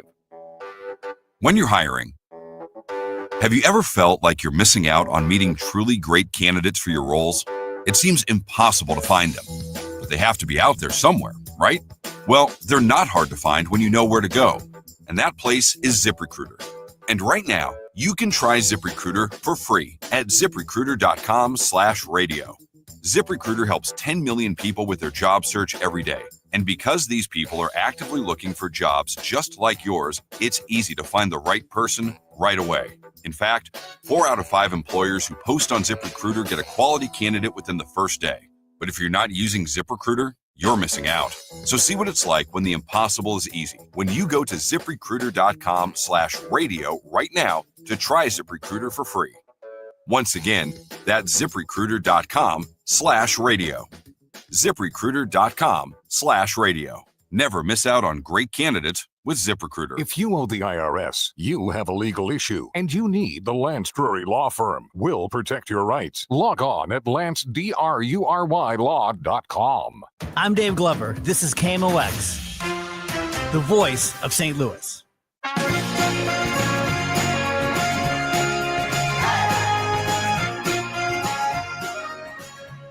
Amy Mark Scores and Chris Ranji on KMOX. The Dave Glover Show is coming up in a few moments, and we are with you up until that point. And we're taking your calls whenever, 314-436-7900. You can always get that Odyssey app where you can listen to the show live and you download it onto your phone, obviously, and directly from the phone, from the app. You can record a message and send it to the show. But we're going to take a call. John is in St. Louis with us on KMOX. Hi, John. Hello. Hi. I used to work at Mallinckrodt Chemical, and a lot of that material, or that material that you're talking about, is from Building 238. That was part of the Manhattan Project. And we used to clean presses, a thorium and a tantalite press. And the thorium was highly radioactive. We had to wear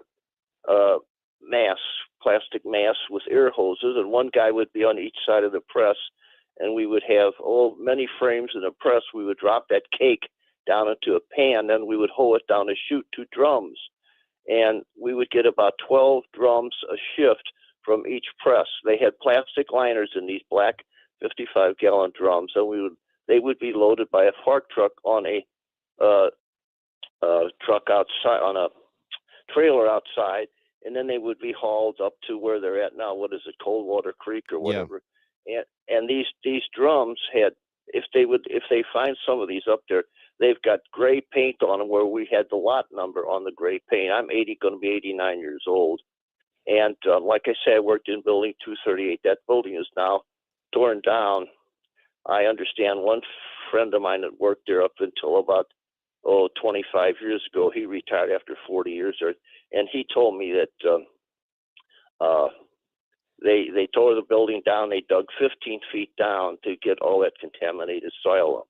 But that's where that stuff comes from. That is part of the Manhattan Project. Yeah, and I wonder, I would think that all of the stuff that you're talking about, the barrels and everything that were left there or buried there or wherever it is now, that people would know. People who work there now or are in the area, they would have to know where that stuff is. And if it's findable And if they can excavate that and get it out of there, you would think somebody would know about Well, this. some of that was cleaned up, but the ground was already contaminated. If you remember the Missouri Independent, that's the long form article that I talked about, I believe in conjunction with the Associated Press. It was just a massive undertaking. They had pictures of those 55-gallon drums, as the caller was bringing up, are mentioning, and they have pictures of those drums just piled, leaking, corroded, sitting on the ground, sitting on flatbed trucks. And it's shocking that happened. And like you said, a lack of foresight, ignorance as to the nature of that material and how it would have ramifications. And like you said too, the middle of nowhere, things don't remain the middle of nowhere forever. Right. And how we disposed of waste and material. Going back throughout history, think of how many times in history you read about cities and not even, I shouldn't even say throughout history, even now, where junk and chemical waste and sewage is just dumped into rivers. Like that, there's got to be a better way. I can't believe we still kind of do it. It's nuts.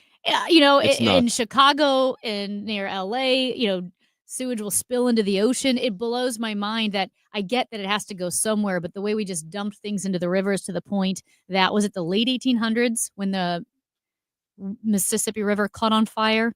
I know the Ohio River caught on fire. I don't remember that. But yeah. But our caller John was talking about Mallinckrodt, the Mallinckrodt chemical, and that is exactly what was going on in the Metro East side. They were processing a lot of radioactive material over there too.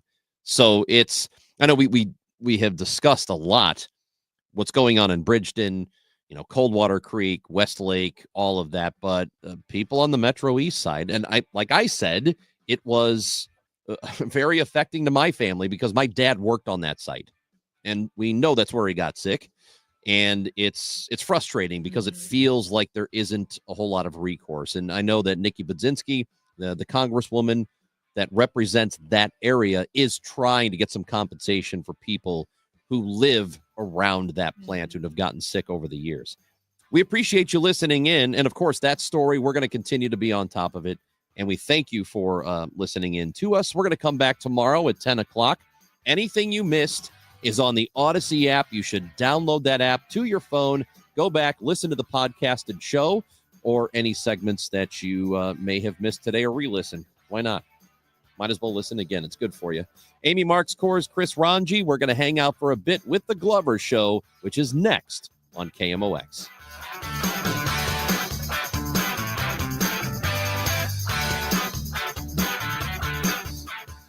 I don't really dislike pizza. It's pretty good. Dude.